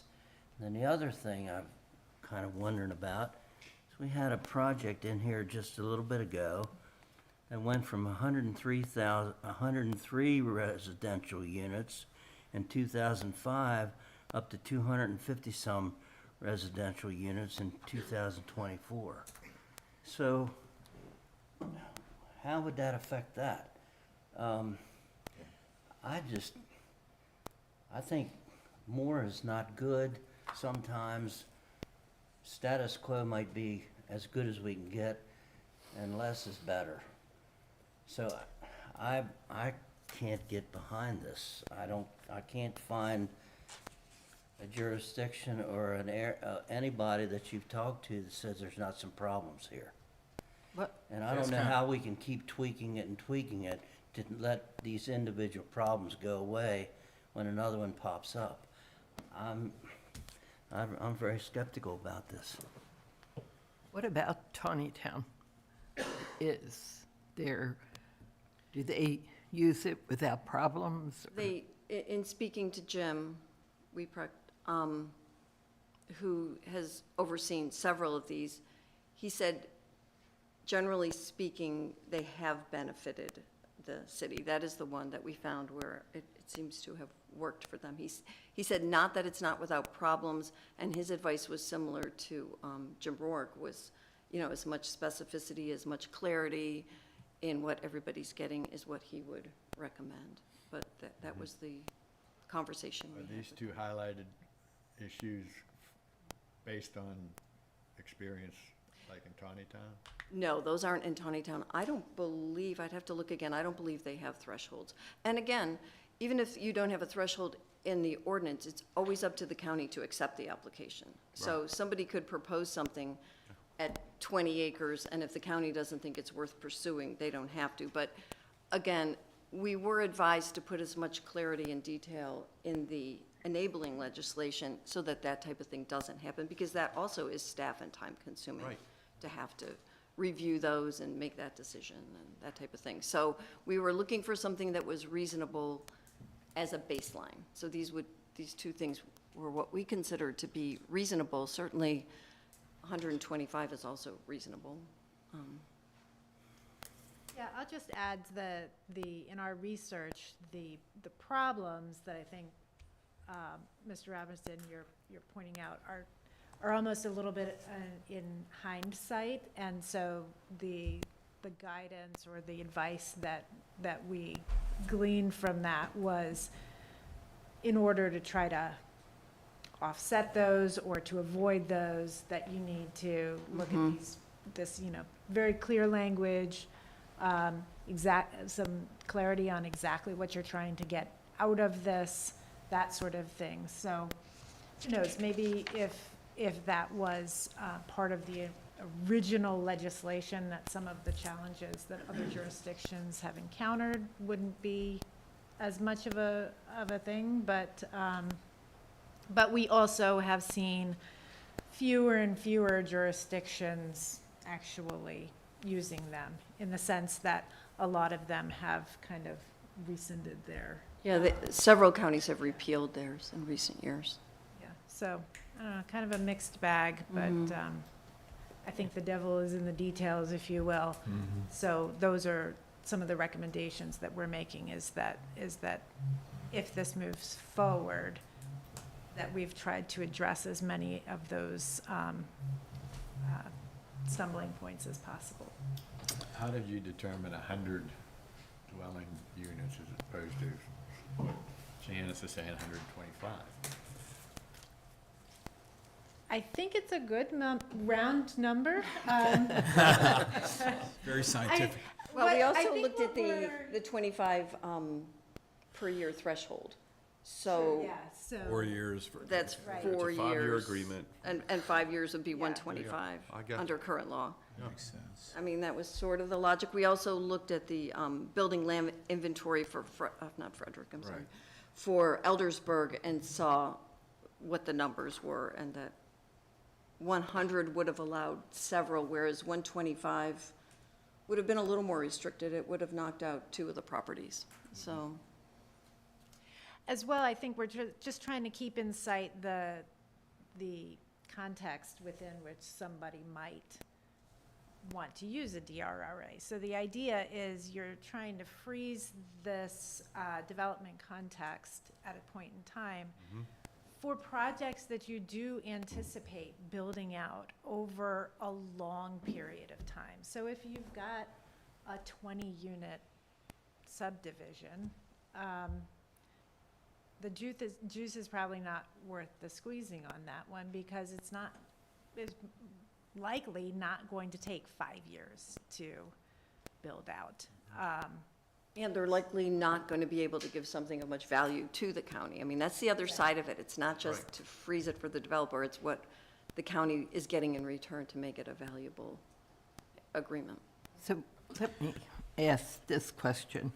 Under the enhanced public benefits, the one that we heard, Freedom's Grant, and Slacks Road was a considerable amount of concern.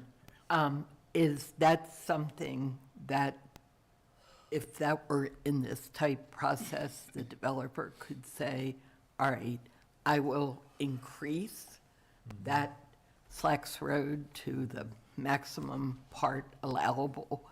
That would make it a more passable road. That's probably a good example without me knowing the exact, I'm only familiar with sitting there listening to it, but yes, if they wanted to extend it beyond what they were required to under the development review process, that would have been something that would be an enhanced public benefit that they could then exchange for, if they wanted to, the freezing of the other regulations. Okay, and the second part of that is, should this go up to the commissioners, is that property then, would that, some property like that be eligible to enter into the development rights? I don't know, did we have a kind of a cutoff for when? No, I think it would, Process? it would depend how far along they were in the development review process. There's no specific thing, but if it would be worth it to them. They may not feel they need what they would be getting from the county, which is the freezing of the regulations, Okay, if they're ready to go, that type of thing. okay, all right. Okay. So did you want to keep that for now at 100, or did you want to increase it to 125? Why do you want to increase it? She liked 100, I liked 125. But I do think Mary pointed out the more scientific methodology, Tied to the which timing. is associated with, The timeframe. you know, what you would potentially expect. Right. I'm okay. Yeah. Maybe 110, how's that? No, seriously. We can move on. Okay.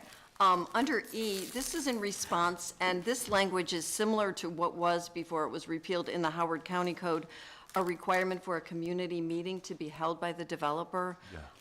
Theirs is much more detailed. I boiled about 2 pages down to this paragraph, which I think is a good thing in code.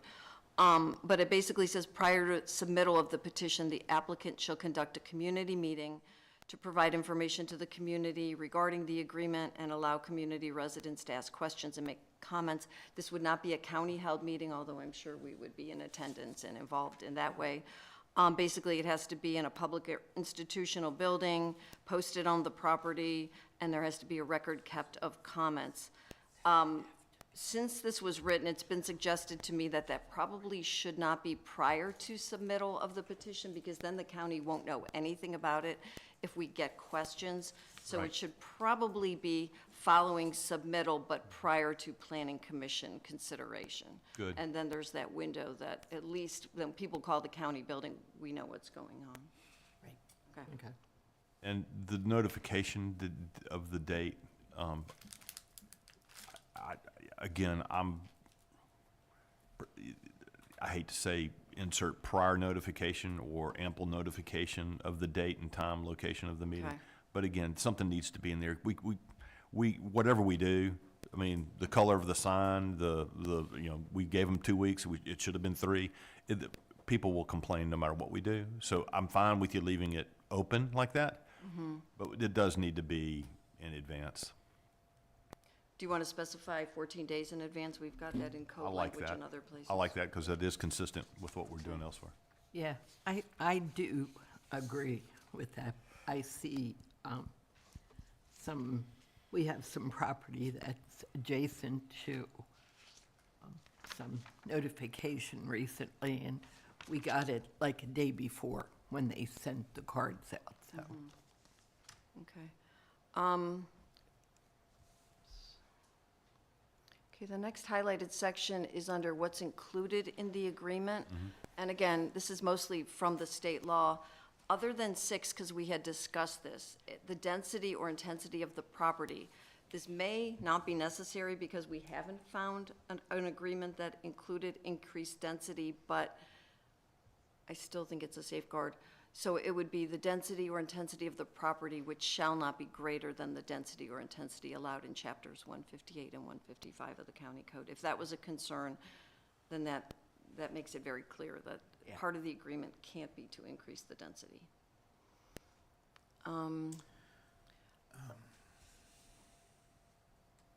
So 11 and 12 are both directly related to, if you were going to go for the enhanced public benefits, this language is out of the Frederick County Code, that the application, the petition would have to include a description of the enhanced public benefits to be provided, and then 12 is an estimated cost or value of the benefits provided to the county. And A and B are specific to, if it's land that's going to be provided, then it would have to be transferred prior to the expiration date of the agreement. And if it's construction of an improvement, it would have to be constructed or a guarantee of construction. So again, that was from the Frederick County Code because they had the enhanced public benefit language in there. I'm going to just keep moving down. This is also in response to your concern, if you'll recall, well, I think our concern too. If you'll recall, the state law makes the planning commission's role to determine consistency with the plan. This beefs that up a little bit and says that you may make recommendations to the county governing body, the Board of County Commissioners, regarding the terms of the agreement. So that just means you're not limited in your review to just finding consistency. You can also weigh in on other things. It's still just a recommendation, but it allows you to do that. Okay, regarding the public hearing, now the public hearing that would be after you hear it and make your recommendations. So the public hearing would be before the Board of County Commissioners. And all that's required by state law is that notice of it be in a newspaper of general circulation for 14 days. We've also added property upon which the agreement is concerned shall be posted conspicuously, and I'll repeat that language in the other section you were talking about previously, by a notice at least 14 calendar days prior to the hearing. Again, we're not going to get into the size and color of the sign and all that in code, but I think that would probably cover it. And then notice of the hearing shall be sent by first-class mail to property owners within 1/4 mile of the property upon which the agreement is concerned at least 14 days prior. The only thing I would say about this was our initial draft of this, and it has been brought to my attention that if we put that in code, the way we're measuring the 1/4 mile, we may have to be more specific about that. Is it a radius? That's how we've always done it when it's been policy. So, I mean, there's a couple different ways to look at this. When we did the comprehensive rezoning, that's how we did it. We just drew circles around all the, but it wasn't a legal requirement, so it wasn't in the code. And if we missed a property or two, we weren't breaking the procedure dictated by the code. So I'm not sure if you want to keep this in there or if you want to add language that in compliance with county procedures for notification, and we could develop those procedures. Because once it's in the code, it's, well, first of all, we'd probably have to be more specific about the 1/4 mile. Is it a part of the property? Is it the whole property? Is it from the property line? It just gets a little dicey, and once it's in the code, again, you'd be subject to, I know you're smiling, but it's true. I'm watching somebody behind you shake their head, so it's okay. Oh. It's good. We got all kinds of body language going on when you're talking there. It's But- okay, it's good, you're good, you're good. Actually, Laura, do you want to weigh in on this? Not really. So I would say, like, our notification for projects that you see, it's not in code. It's not codified that we do that, I understand in this regard, but we've also changed our notification system Right. recently, right? And because it wasn't in code, it allowed for that flexibility, so you may want to look at this in light of being generic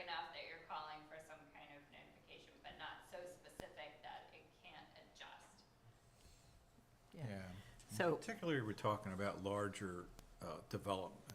So a quarter mile, to me, doesn't seem enough. So, yeah, more generic, more nondescript, or, is better, but there has to be a notification for, the surrounding communities, and I don't know what the boundary is, but a And- quarter mile doesn't seem a lot to me. well, and it's really not from somebody that sent cards out around neighborhoods. And it gets, of course, the way we do it, costly.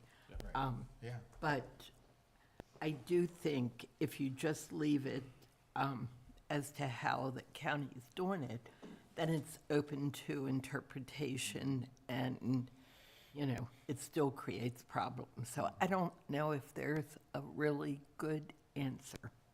How's that for something Could we look into the definitive? language that Laura's kind of referring to on how they do it with other development review projects, since it's similar?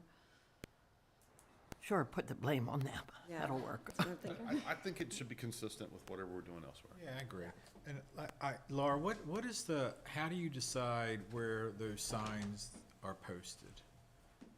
The notifications of public hearing and So things. that's literally our bureau being familiar with the property, having been out there and just deciding this is the best location, or two locations are better. So it's our discretion. Those blue signs, people do notice them, no question. Lose them. I mean, we could suggest to the commission, I guess the two better choices than codifying it would be that they could adopt it as part of a resolution, which is way easier to change than code, or we could say consistent with the county's policy on other development review projects. I think every notification that we send out like this should definitely go to Clark Schaefer. I think he should get one, regardless. Yeah, he needs to be on the mailing list forever. Exactly. He gets one, no And matter Kelly, too. where it's located.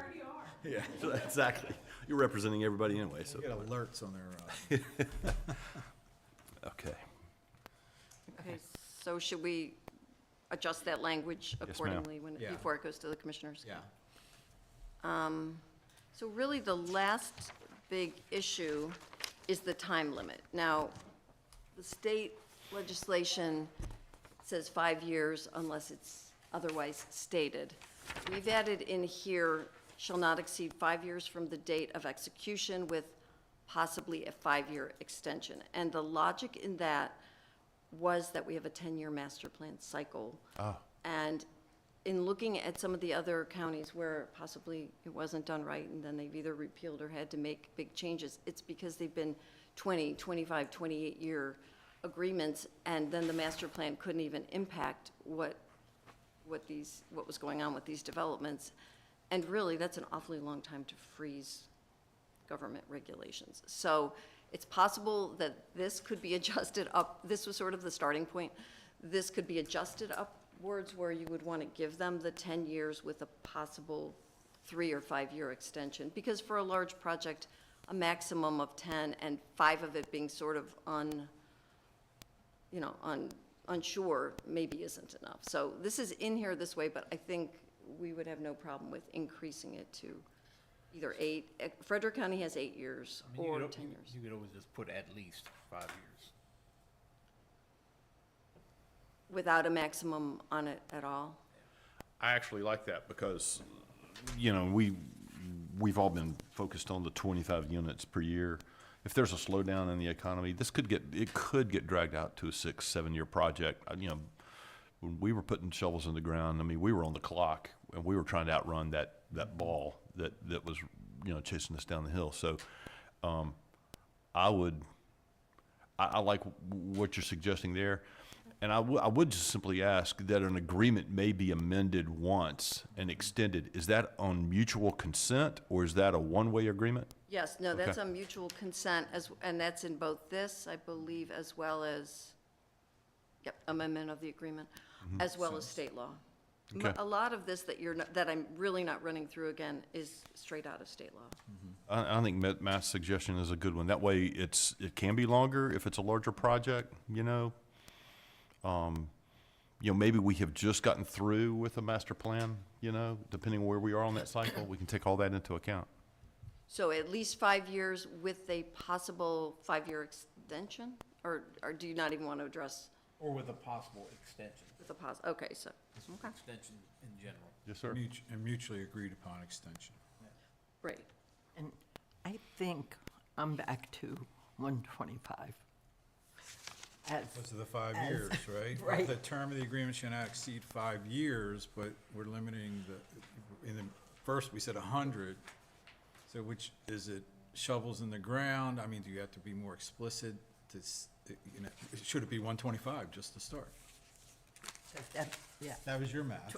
No, that was your math. So, but that's my thought. Okay. So, make that change. And then that's really, That's it. that's everything we wanted to present to you as a proposal, and answer any questions that you haven't asked, and then obviously public input. So,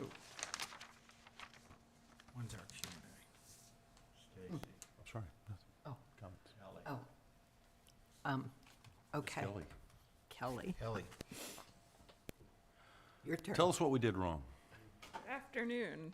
Kelly Schaefer Miller, 73 East Main Street, Westminster, Maryland, 21157. I have shared the few concerns that we do have with staff already. I did take a very quick moment this morning to take Mary's draft and do a little red line, some of which you've already just discussed.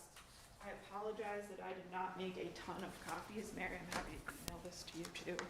Thank you. So we might need to share a bit, but just so that you have it in front of you while we're talking, if you don't mind just sharing between, I can give Mary a copy as well. There we go. Where did I see? Your own special. Oh, this is her.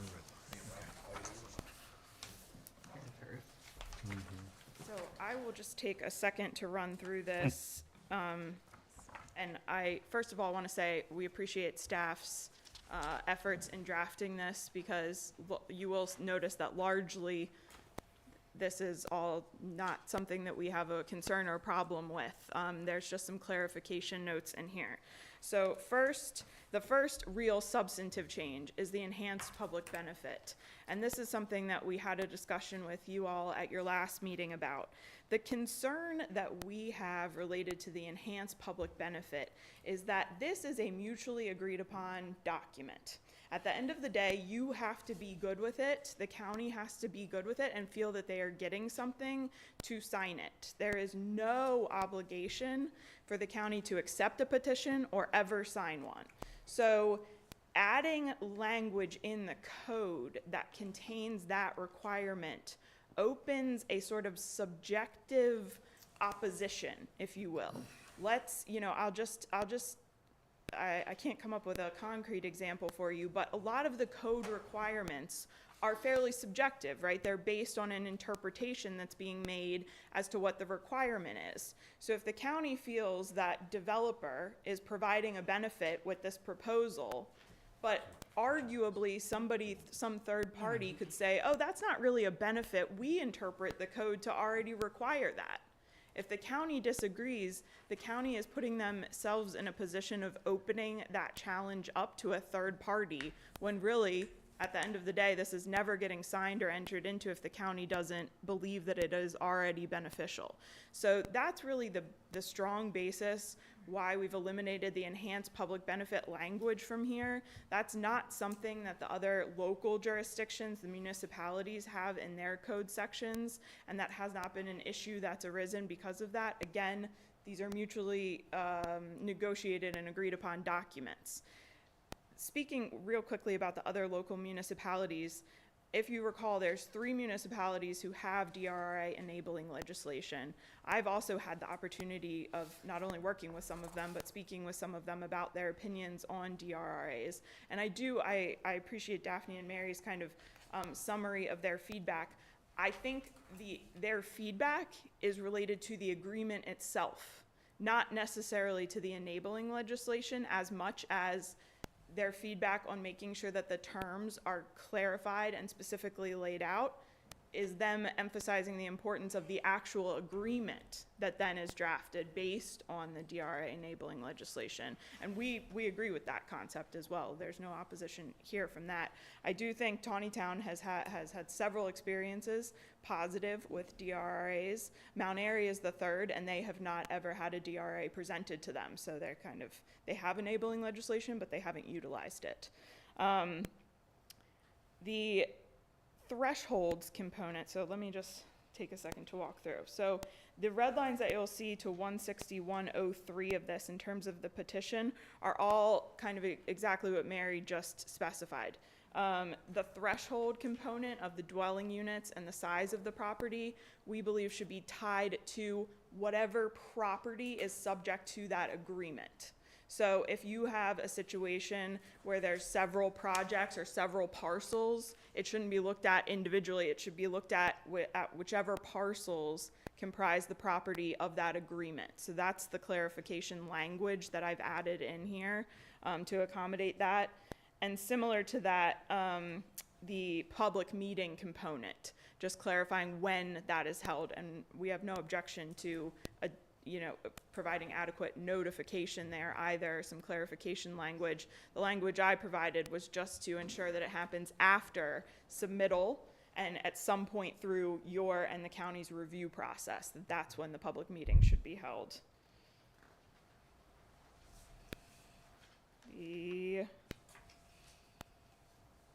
The third page, it just includes the deletion of that enhanced benefit language. We would expect that this commission would have feedback that they would pass along to the commissioners. So there's no objection in clarifying that in this code language.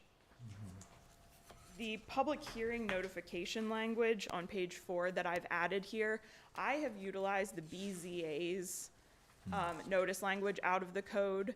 Again, we are not concerned about or opposed to the county's internal policy being to expand that area to notify even more people. But my concern about that being codified in the code is that if an error is made there, that is what we call a due process error that somebody could challenge 2 years after we enter into an agreement. That's not necessarily something that's capped with a 30-day appeal period. So if the requirement is a 1/4 mile radius and it's not clear who's measuring that, where it's being measured from, and one person is missed, arguably they can come back at any point down the line and try to challenge that. So in codifying the notice requirement, I've copied the BZA's language, which actually puts the onus on the applicant to provide a list of the contiguous property owners, providing the tax ID information at the date of filing. So that way, if a property, it's possible you could prepare one of these 40 days before you submit it, but at the day of submittal, you need to have the accurate tax identification information provided in a list. And then if the county policy is that they go beyond that, that can be a policy, but that's not what's codified in the code language itself. So this is verbatim lifted from 158, 133 of the BZA's language right now for their notification. I think the last comment that I have here is on the time limit, and this you just discussed, but I'll add one more point there, which is concurrency management. Sometimes you have developments, as you've seen in recent history, where you cannot grant a subdivision plan approval because of school capacity, for example. So it's possible that you enter into or desire to enter into one of these more than 5 years before that's actually going to be constructed. So what I've drafted in here is 10 years unless otherwise established pursuant to the terms of the agreement. If you look at the other municipalities' specifically, especially tawny towns, they have similar language where it's 5 unless you otherwise agree to it in the agreement. That way, it really gives you the ability to say, well, this development makes sense. There's no way this could ever develop in this time. Or, oh, this could absolutely develop in 6 years, and therefore we believe that the term should be 6 years. But it gives you that ability to look at it on a case-by-case basis. So I would suggest language like that or similar to that. Tawny Town uses a little bit of different language, but that would accomplish exactly what Mr. Lester and Mr. Huff were just discussing with kind of the 5-year limit there. So those are our main substantive and kind of clarification comments. I'll point out one which is not reflected in here, Mary, but is completely a clarity comment. I think that the addition of that number 6, I think it was, in the contents of the agreement is kind of verbatim 16109A. So I don't think it hurts to have it twice, but if you wanted to cut one of those for redundancy, that might make sense. But those are really all of our comments. We're happy to answer any questions that you have. We appreciate being involved in this conversation. I think it is important for you to hear why certain things matter extra to us, and you're focusing on other certain important items for the county, and we appreciate that. So if you have any questions, I am here. I am happy to answer any questions that you might have. I've got one while you're there. So from a practical standpoint, and specifically since you have a client sitting here and they have a specific suspicion that they're interested in this, so would this, insofar as this is a mixed-use development and we don't have a mixed-use element in our code, and we've got different elements, we've got residential, we've got potentially over 55, we've got commercial. Is it do you envision an agreement potentially, if an agreement was potentially negotiated, should that agreement pertain to that entire parcel, or what's needed to make it practical for them if that's what we're trying to do? And we're not trying to do something for one person. I get it. We don't have to go there. But I mean, insofar as there are different uses here, are you asking that this be applied to not just the commercial, but also the other elements that would be developed?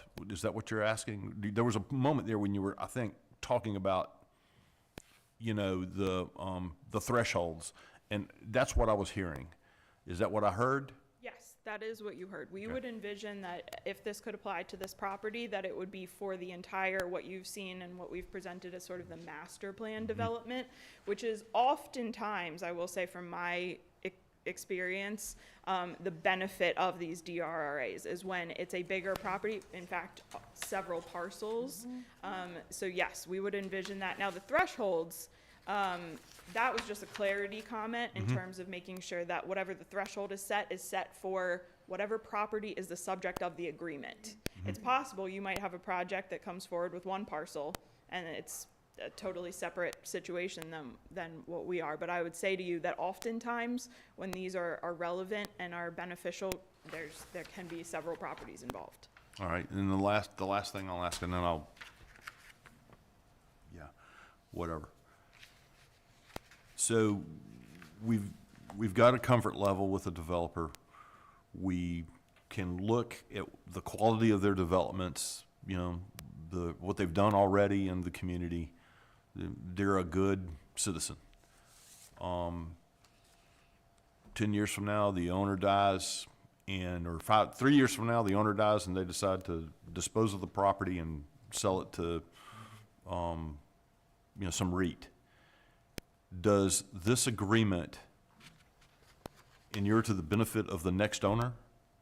It does? Yes, this is a, part of the state statute requires that that any agreement entered into actually be recorded within Yep. 20 days. It's a part of the deed.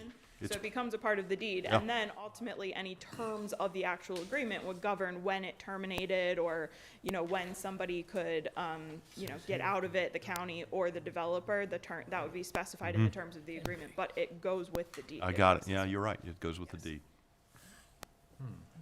I notice the language for notification is lifted from BZA, but even with BZA, I have a problem with it being the tax rolls, because, for instance, a new community is developed, people have moved in, and they may not be on the tax rolls, which is adjacent to this property. So I think There is really no way, if if it's I not could- updated on SDAT, there's not necessarily an ascertainable way to get that information. I've never had that situation If, occur, and I've done if- many an application, but. Let me offer a possible solution to that, because Okay. in my prior life, I dealt with the post office, in my career and all that kind of stuff. So the post office has zip codes.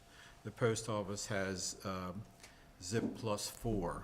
You've seen that on some of your mailing, which is about 400 households. The post office has carrier route sequence, carrier walk sequence, all those kind of layers. All that information is available. It's public information.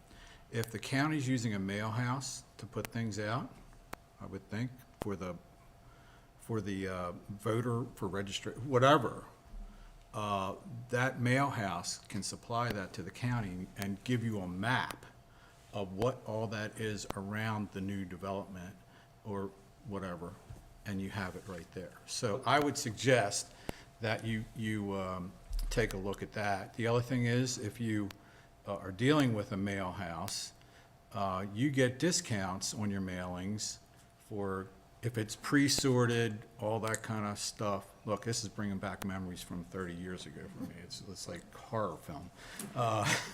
And it's pretty easy to get to, and they're very good to deal with, or at least they were. But Michael, the people who are living at that property, they may not own it.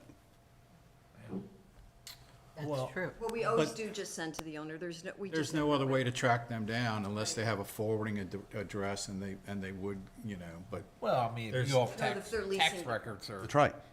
Yeah, tax records are tax records. Yeah. So That's right. The owner's gonna get it.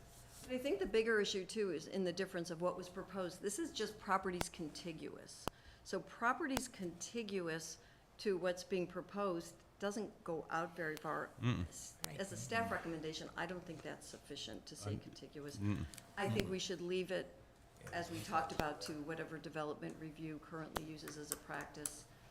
Maybe the quarter mile in some cases does, I know when we did the comprehensive rezoning, we did a quarter mile, but we also did look and see if we knew there were interested neighborhoods about something that it wasn't capturing, and we went beyond that. So I think it's very limited to just say properties contiguous to the subject property. Do you keep a list of the interested parties that have sent, like, all these emails to us on Eldersburg in general?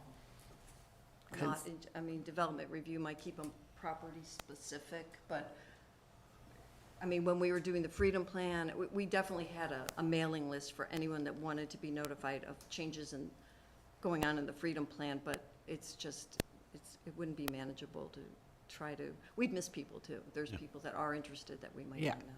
Okay. Have that database. Okay. All right.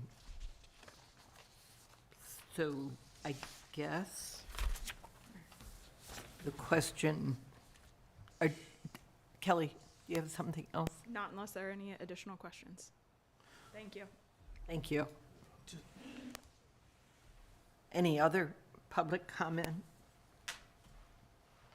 Is there any other public? So, Okay. Mary, That answers that. where we are on this, are you going to make those changes that we've talked about? are you gonna bring it back? Or are you looking for us to make a motion today on what we want to do with this thing? I think the changes you've made so far are minor enough that we wouldn't need to bring it back. It's changing the 100 to 125, changing the way it's notified, talking about procedures, that type of thing. Also, the 5 years being at least 5 years. But still, the big remaining question is well, two things. What do you want to recommend to the Board of County Commissioners And then this. about this in general? And also, do you want it, if they went forward with it, to include enhanced public benefits? So I think that's and I know that's the hard one, but I think that's the one that we haven't gotten direction on to be able to forward to them. And I don't know what benefit it would be for us to come back next time. I don't know what more information we could provide about that, unless you just wanted extra time to think about it. To sleep on it. I hate to do this. You'd like to sleep on it? No, I hate to do this, but, so, this is new. The baby's being born, and then we're gonna go back in 10 years and say, how'd the baby do? Well, the baby's in 4th grade already.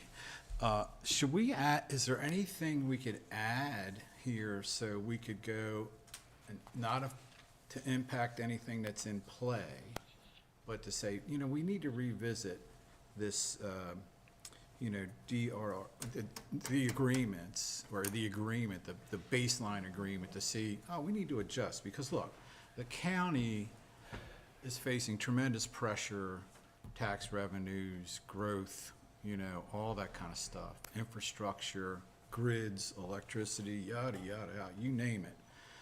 And to have this agreement just kind of frozen might not be in our best interest. So I'm just saying, is there something we can put in here that said, wait, after 3 years, 4 years, that we go back and review and tweak or adjust moving forward based on 55 and over communities are blowing up the county, and that 125 doesn't work anymore, whatever. I'm just saying, do we need an out here? We need the attorney to weigh in on this, but, I feel like, we're talking about a new section of the county code. Right. And just as we've been talking about text amendments to the zoning ordinance or any development regulations, I think that's something that's always available if a situation arises that suggests we would want to go back into the code and make those changes, Okay. so, Yeah, we put solar community in, we took it out. yeah. Yeah, I mean, so, yeah, I'm, You could make that recommendation when you send your package of recommendations to the commissioners, that it would, you Yeah, would I probably, just especially feel- after adoption of the master plan. Obviously not affecting any that had been signed, because Yeah. those Correct. will only be changed by Grandfather. Exactly, be grandfathered, and, I just think I would feel more comfortable, and perhaps the commissioners would feel more comfortable with that. So you're looking for two things. What do we recommend on this? And then the specific document. Is that right? That's correct. The enhanced. Do you have any thing to say about Kelly's proposed changes? Just what we already said about, we don't think contiguous properties covers it for notification. We'd rather go back to what you had talked about, allowing the county procedures to be in place. The BZA stuff.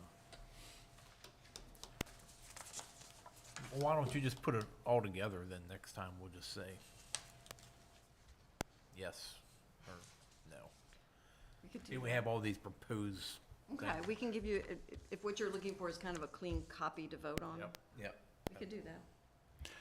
And how are we feeling about the enhancement, guys? Ralph, what are you thinking? I'm kind of ambivalent right now. Richard? I don't have a strong feeling about the enhancement.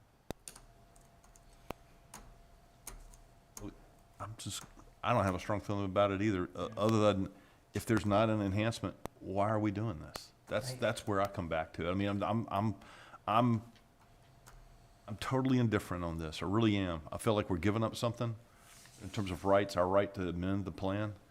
I feel like we are a property rights-oriented community to begin with, and to that end, you know, when we change the rules on somebody, we kind of, you know what, you did this in good faith, we're gonna honor that. That's kind of how we approach business. So I feel like we're pretty pro-development in that regard, and the funny thing about it is, the people sitting out there are probably like, you guys are idiots, you don't know how bad you are. So, I mean, you know, and they're probably right, you know, but if there's not something in there that's an enhancement, I don't know why we would jump through this hoop. I really don't. So I don't get to vote, yay. But. Yeah, I'm kind of on the fence I about agree it with as the well. I mean, enhance. is it one of those clauses that when the agreement is being negotiated, that it's not even included, it's not even part of the discussion, it's just, you know, X'd and initialed that we agree that we don't need this? You know, does it really have to be, you know, in every agreement? That's, you know, I think that's what I'm hearing. I don't, so it's an agreement that's agreed upon, and if there's not There's not, I guess. it's not enhancement there. I guess for me, and especially too, like dealing with, you know, construction contracts and all that, and just how nitpicky they have to be. My, I guess, concern in general with the whole thing is, it seems like these agreements have to be so dead on specific that at the end of the day, in my mind, the only people that win are the lawyers, because one little, and I don't mean that disparagingly, but one little word is, well, we can take you to court, we can take you to court, and then this litigation could wind up being years and costing a lot of money. I mean, I kind of feel the same way. Like, to me, I just don't see the, Yeah, if the county if we wants have to enhancements, be it needs to be in the original agreement. that specific. I just think that it, What it is. what's the point? I just think we have plenty of other ways to do the same thing, yeah. and they're already there. And if we have done something wrong, I think it's much easier to change the ordinances than to go through all this. So I guess there's where I stand. I just think we have so many safeguards, so many things in place right now. To talk about guardrails, how high are we gonna make these guardrails? We learned if we make a mistake, the BZA is there for the developer. Well, that's one, yeah, that's one guardrail right there, and you just brought it up. So, I'm not saying more is better, just Yeah. can't see it. You've done a lot of good work. Yeah, You really have. You've enlightened us on so many things that we're going to be facing down the road. So I give the staff a lot of credit for everything you've done. You've met the criteria that we've set as far as educating us. You really have. I think you've done a good job to bring me to the point where I'm at. Oh, sorry, Tom.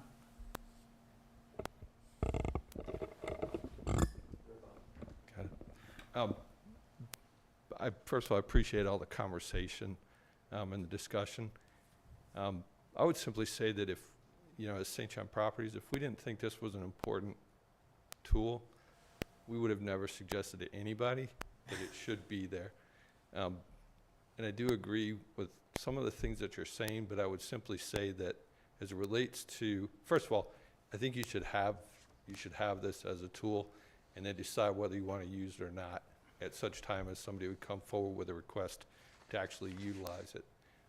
Just putting the enabling legislation in place, I think, is an important thing to have the opportunity to be able to do that. You know, without talking so specifically about our project, you can see the scope of that project, and you can see it's going to take a long time, and the county's asking a lot of us to be able to move forward with that project.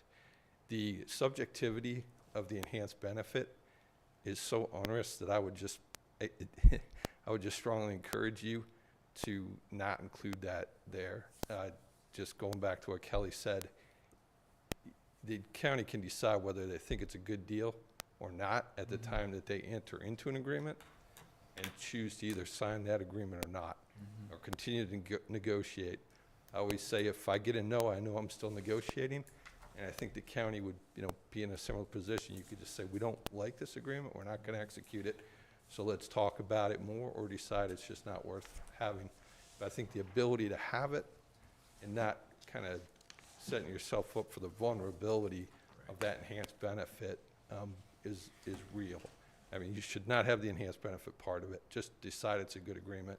But I think you should have the ability to enter into these agreements in your code. So I hope that's clear, but as I said, we would have never suggested to anybody that this agreement exist. Or the ability to do these types of agreements exist if we didn't think that it was an important tool. And again, without talking too specifically about our project, it's of a magnitude that would make people, it would make you say, I want to have some certainty as I go through this process. I'll give you a perfect example. As we go through when we read the county code talking about impacts as it relates to signalized, or to intersections, the code talks about that the intersection should be adequate. But when we deal with the staff wants us to look at every individual movement. And I can understand why they want to do that, but you could debate as to whether or not what's required by the code.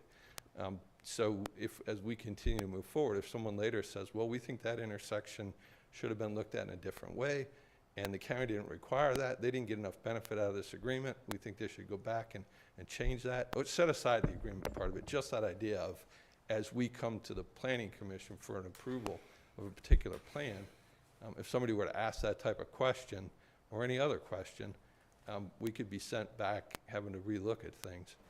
Sorry, I guess all I would say is that there's enough maybe ambiguity in the code the way that it is, that somebody who wanted to challenge one of these agreements based on whether or not there was enhanced benefit, feels like that would be opening a door for someone to file a lawsuit relatively quick. So anyway, those are my thoughts on it, and appreciate you giving me the opportunity to speak about it a little bit. Thank you. Thank you. Always welcome your words. Okay, we're back. I'll just add that I've not had anybody that I've talked to, developer-wise and engineering-wise, that doesn't think this is a good idea for the county. Does think or does it? They think it's a good idea to have the ability to have one. Not that there's gonna be a lot of them, but just the ability. It's definitely an error. It's like, an error. their life would have been so much easier if they would have had one of these agreements, how many years ago? Right. Forever ago. I mean, I would think the guys in economic development would love this thing, right? Yeah. I would say back in the day when my husband actually worked and we developed properties, we had a situation in another county that everything was a go. They came up and said, oh, we're going to stop all building. Having had something like that in place would have most likely allowed us to move forward instead of being stuck for a year and a half. So I do see the benefits. But So back to the enhanced benefit? yeah, I also see that benefit, but I'm confused in talking about negotiating with the county as you're doing a development agreement. Are you saying if they say, no, we're not going to move forward because, and you can come back and say, well, what if we did this? Is that something that would still be able to be negotiated? As long as you've left that door open, I don't see why not. If we didn't put the enhanced benefit in there, does that keep it out? I mean, if you don't put enhanced benefit in the enabling legislation, it doesn't mean that can't be something that's negotiated. It just means that it's not something that's required as part of the negotiations. Yeah. Okay. Take it out. So what do you guys want? Do you want, Well, we've done a lot of work on this already, and to try to just say, well, we're not gonna do it, I think is crazy. I think we have a good idea, based on all the comments here, for you to come back with any of the changes and have a final document, and then we can decide whether we want to do it or not, or if, and it's still time to make a few changes if we need to. Okay. And then get it done. Because that's what the commissioners are asking us to do. That's right. Send it up. That's so right. can we do that at the August 7th meeting? Yeah, so let me just summarize what I think we've heard from you in terms of the revisions that we'll make and bring back to you at the next meeting. So setting aside enhanced public benefits for just a second. We would change the threshold for residential from 100 to 125. We would clarify on 161.003E that the public meeting or community meeting would be after submittal of a petition, but prior to planning commission review. And let's see, the only other thing I have then is on the public hearing section. We would add language about posting the property and notifying property owners in accordance with county procedures and policies for development projects. Okay. And should we, And the time limits was a. right, Yeah, and then on the time limits, it would be, the term of an agreement shall be at least 5 years. And once an agreement may be amended once in accordance with. what's and should we change it to, in Kelly's 161.03, where she has the comments there, the proposed development and component? Can do that. The other thing there is under E, Mr. Lester had requested, and we had agreed that we should beef up that language about about the posting of the property, how that should be done. Conspicuously and 14 days before. 14, right. But yeah, proposed development is fine. Okay. Could I ask one more question? Sure. Daphne, Yes. what was the initial charge from the commissioners? What did they request us to do? They requested that you study this issue. Right. And make recommendations on it. Make recommendations to move forward or not to? Either, What is Either way. What is the charge? Yeah. Well, I think, as I said at the very beginning here, I think you can make recommendations. And amendments they wanted to see. The concept itself, which they would welcome your input on. Our recommendation would be that even if you recommended not to move forward with enabling legislation, that you also provide sample text amendments so that if the commissioners still wanted to move forward, they have something to work off of. But it wasn't specific in terms of, we want you to give us this. Yeah, I just wanted to clarify. So, I mean, yeah, this is gonna be an interesting recommendation, because like, I think, you know, how do you approve, if you were to do this, this is what we think it should look like? I mean, you know, how do you approve that? I mean, you know, because that's kind of where I am. That's kind of where I am on it. That's what we is- always approve. Yeah. Maybe so, probably not. I guess what I'm getting at is, I think and I clarified that in a certain way, it was a charge for us to study this, and then will the commissioners come back to us and say, I mean, it seems to me like we're trying to give them the whole 9 yards here. Instead of saying, we've studied this and it's a good chance that this might be a good thing for the county. Instead, it looks like we're sitting here negotiating the whole thing out.